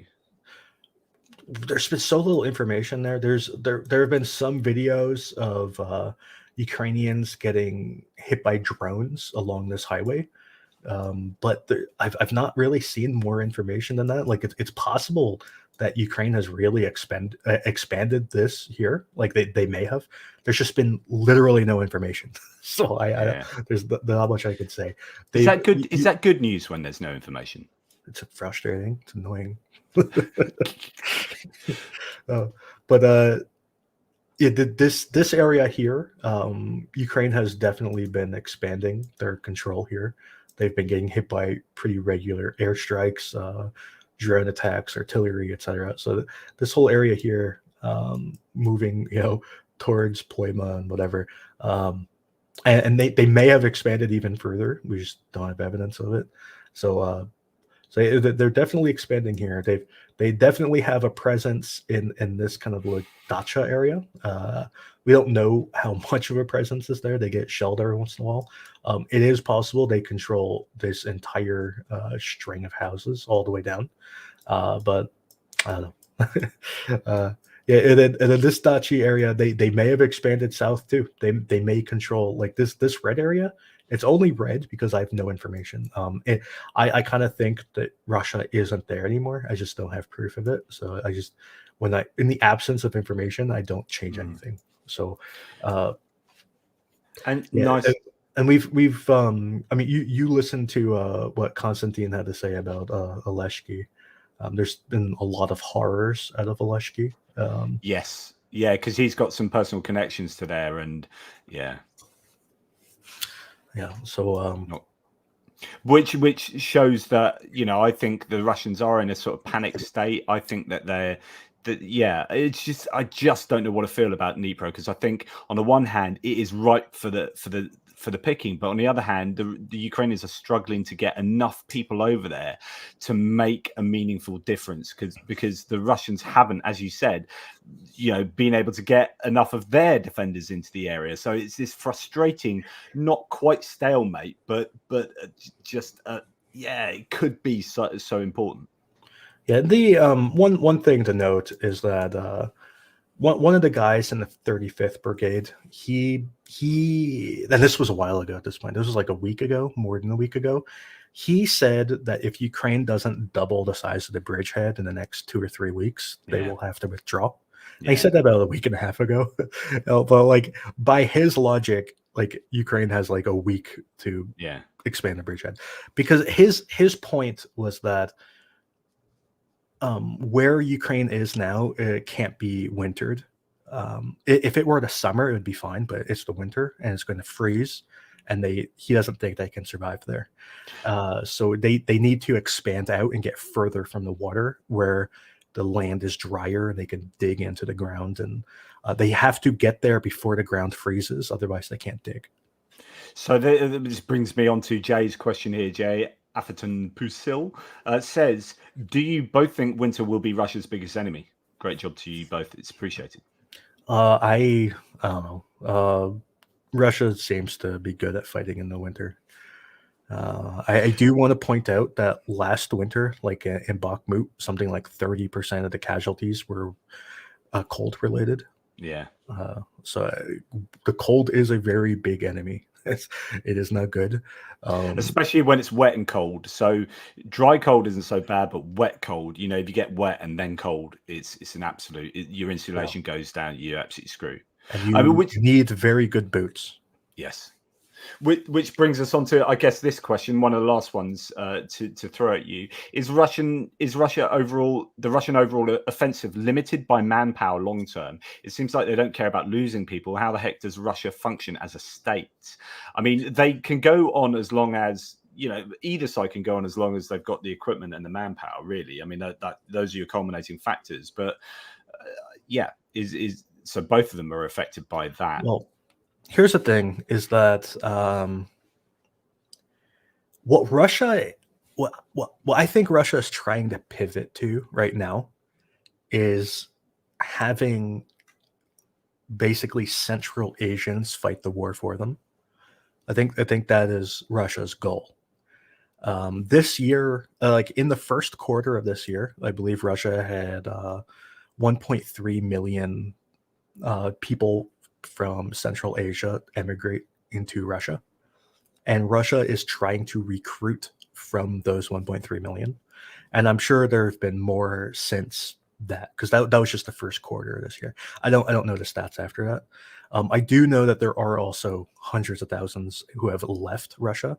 So it wasn't 1.3 million net. It was just 1.3 million in and then several 100,000 out. So that the net may have been only like, I don't know, like 700,000. I have no idea. But that 1.3 million are very, very low skilled labor. Many of them uneducated, and they are the sort of people you can rope into a war because they're severely impoverished, uneducated. They can't really find employment. And you can go to them and say, we will give you $3,000 as like a signing bonus to go to Ukraine. And they'll be like, $3,000 is like 5 years salary. Sure. So that's kind of what I think Russia's trying to pivot to, is having Central Asians fight for them. Interesting. So we've seen this with the crypto mobilization, where they're getting illegal and legal migrants. You know, there have been over time, as well as a prison population. They're doing everything they can to get people fighting without mass mobilizing, which we expect after the 17th of March elections. Yeah, but this doesn't help Russia as a state, because they've lost about 2.5 million of their highest performing citizens. Like they lost engineers, doctors, all those sorts of people, like the highly educated people who like 2.5 million have left or thereabouts. Most of whom I don't think will ever return to Russia. And so that is a major issue, like losing your educated elite and replacing them with uneducated immigrants is not a winning strategy for the long term.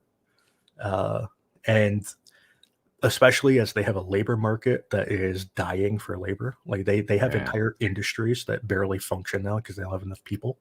And even when they do have people, they can't necessarily afford to pay them because their export markets are shot, and the Russian economy is doing very badly. So they might not be making enough money to even employ people full time. I know a lot of industries in Russia are only employing people like at halftime, and some of them not even. Some of them are like 1/3 time. So you work like a day a week or 2 days a week. Yeah. Wow. So, well, look, Andrew, I guess we're coming towards the end here. The last thing I wanted to say, unless there's anything else you think's pertinent to the mapping world, just looking at Twitter as you were speaking earlier, and there's some news. Oh, I don't know if it's news. I don't know, verifiability and whatever. But Barracuda, the source says, it doesn't look good in Avdiivka. Russian army has further increased its presence in the south of Avdiivka. Russian army tank is seen entering almost the westernmost part of the industrial zone. At the end of the video, Ukrainian soldiers are seen fleeing from the industrial zone. That video is from yesterday. I don't. Well, it came out yesterday. I don't think it was actually from yesterday, and I think it's actually old and extremely misleading. And I think people are.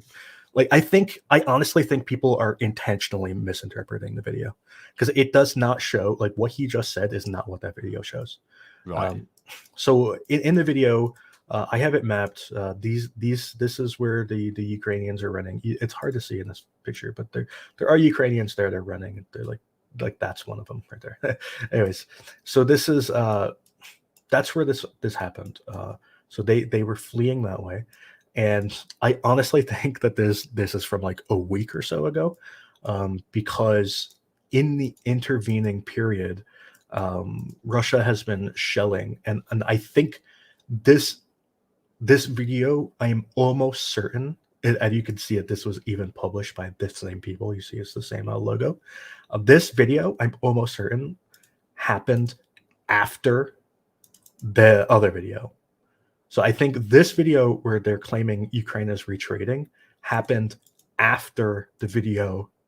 I mean, it happened before the video of Russia attacking this building right here with a tank. So Ukrainian infantry were in this building.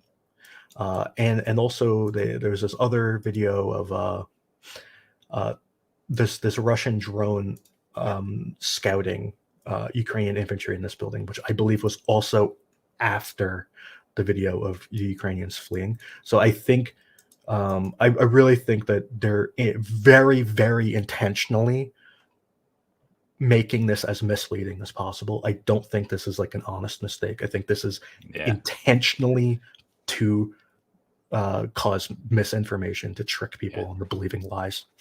And unfortunately, it's pretty effective.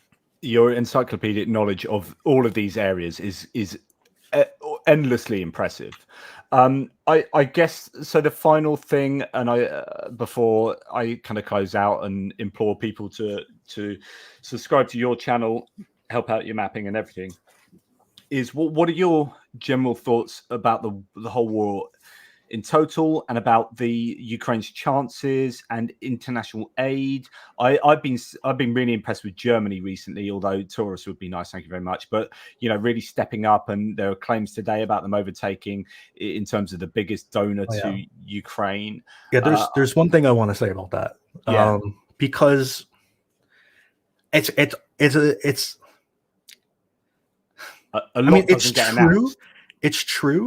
It's true, but there's so many caveats because you're not comparing apples to apples. Like, for example, the United States, the way our legal system works, and it doesn't have to work this way, but this is the way it works. Like, it could change. Like, Congress could just pass a law making it different, but they don't. So, but in the United States, we only fund things year to year.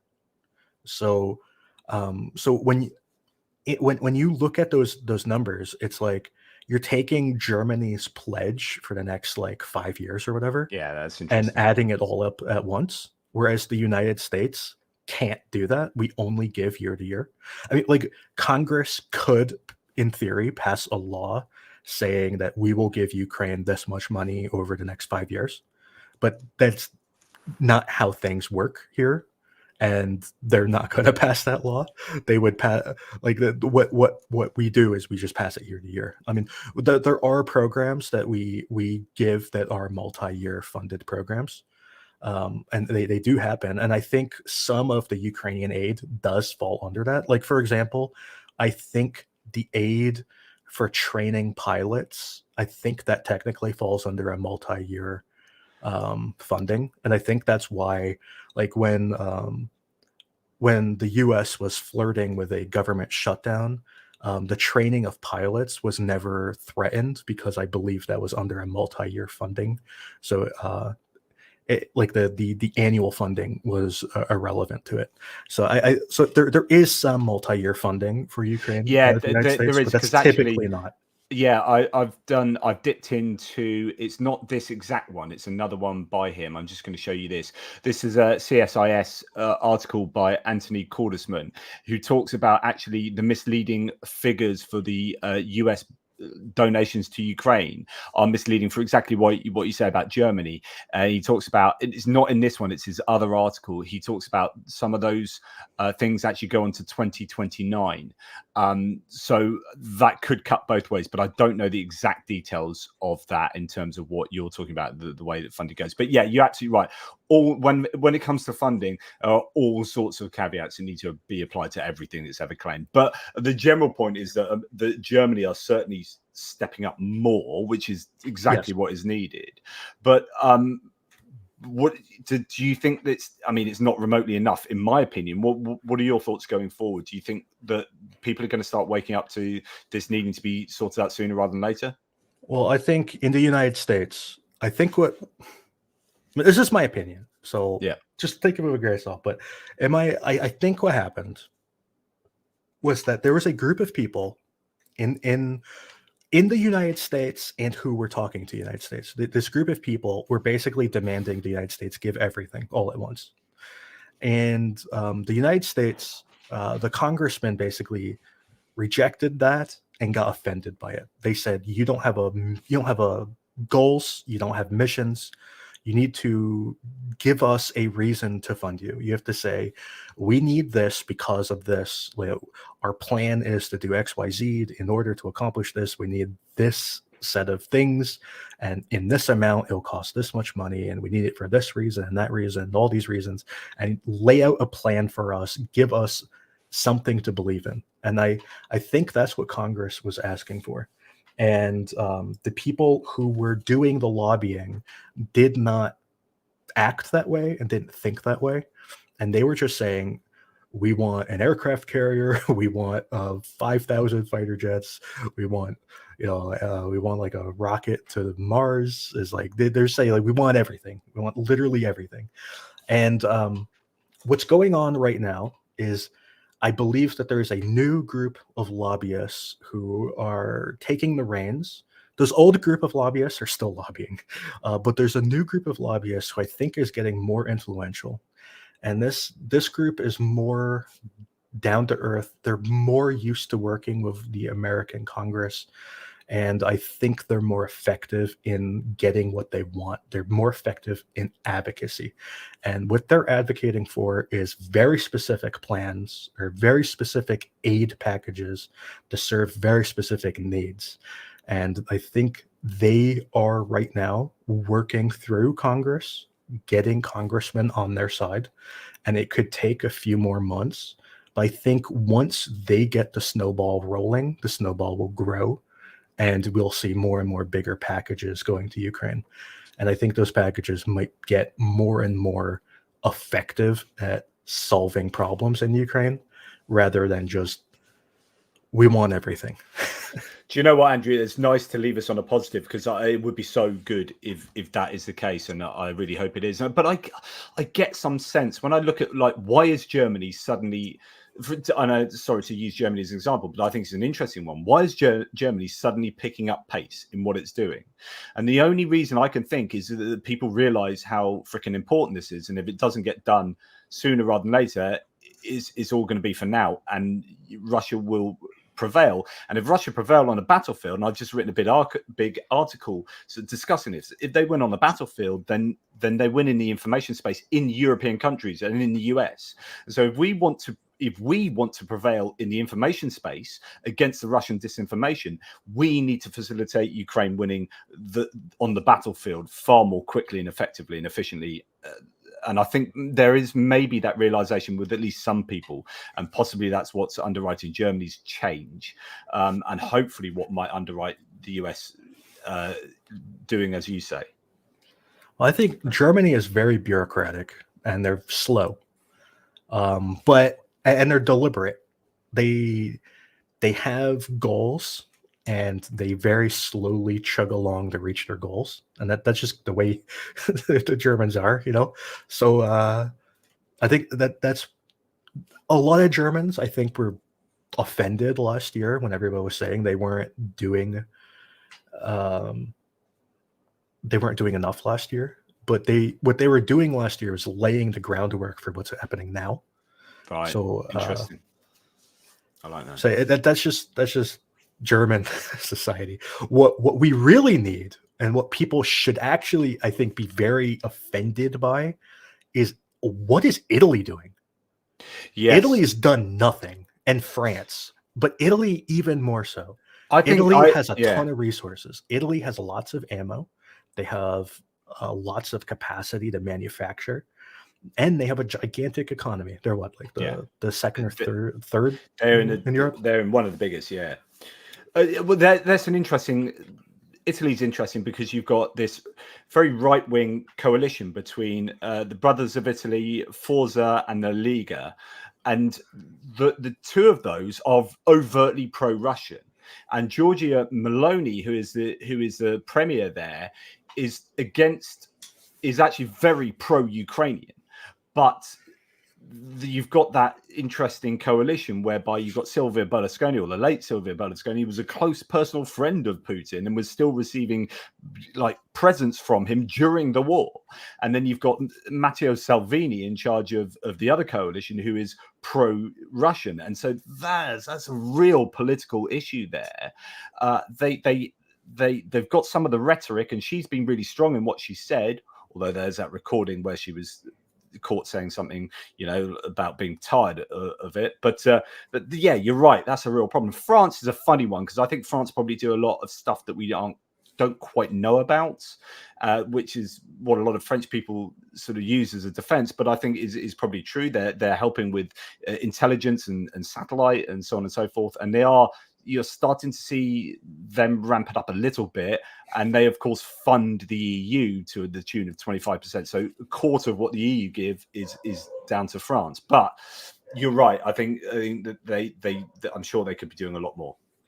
With Italy in particular, what really bothers me is that the EU went to Italy and went to the Italian companies and said, we will pay you to manufacture ammo. All of those factories are like not really manufacturing anything. They have tons of manufacturing capacity. The companies said, absolutely, we'll make all the ammo you want. Just give us the money. We'll do it. And then the Italian government came in and squashed it and said, no, you're not allowed to manufacture any ammo. And that's what that sort of stuff is infuriating, because it's not a lack of money. It's not a lack of manufacturing capacity. And it's not a lack of will. It is a corrupt government. Yeah. Well, I mean, I'm no fan of the Italian government, as I'm a liberal lefty. So, three fairly far right, political parties in charge of a single country is not going to be my favorite cup of tea. Yes, and then of course France, but hopefully, well, again, it's then looking at the political landscape in the EU and in Europe as a whole, and just seeing, things are going to be challenging for continued Ukrainian unity and continued Ukrainian support. Looking at what's happening in Holland and elsewhere, there are paths for the aid to continue, because the countries can give aid to themselves and then get repaid by the EU. They don't have to go through the EU itself, and going through the EU has its own inefficiencies. So it might actually be better in the long run for the countries to do it themselves and have the EU fund them that way. And none of the EU members are going to stop that funding. It's you're not going to, I don't think Hungary is going to vote against funding Germany and France. They might vote against giving money to Ukraine, but they're not going to stop money to Germany, Yeah. Excellent. Well, look, thanks, mate. All I can say on please do so is pop along to, well, first of all, follow Andrew Perpetua on Twitter. Always worth a follow.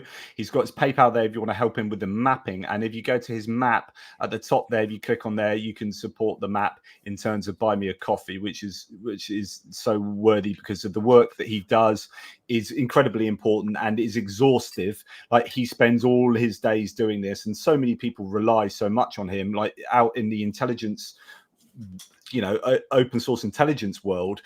Andrew is just gathering more and more respect and kudos. So, thank you, Andrew. I rely on you massively, and I'll be thanking you for that. But really appreciate the time you spent on this, and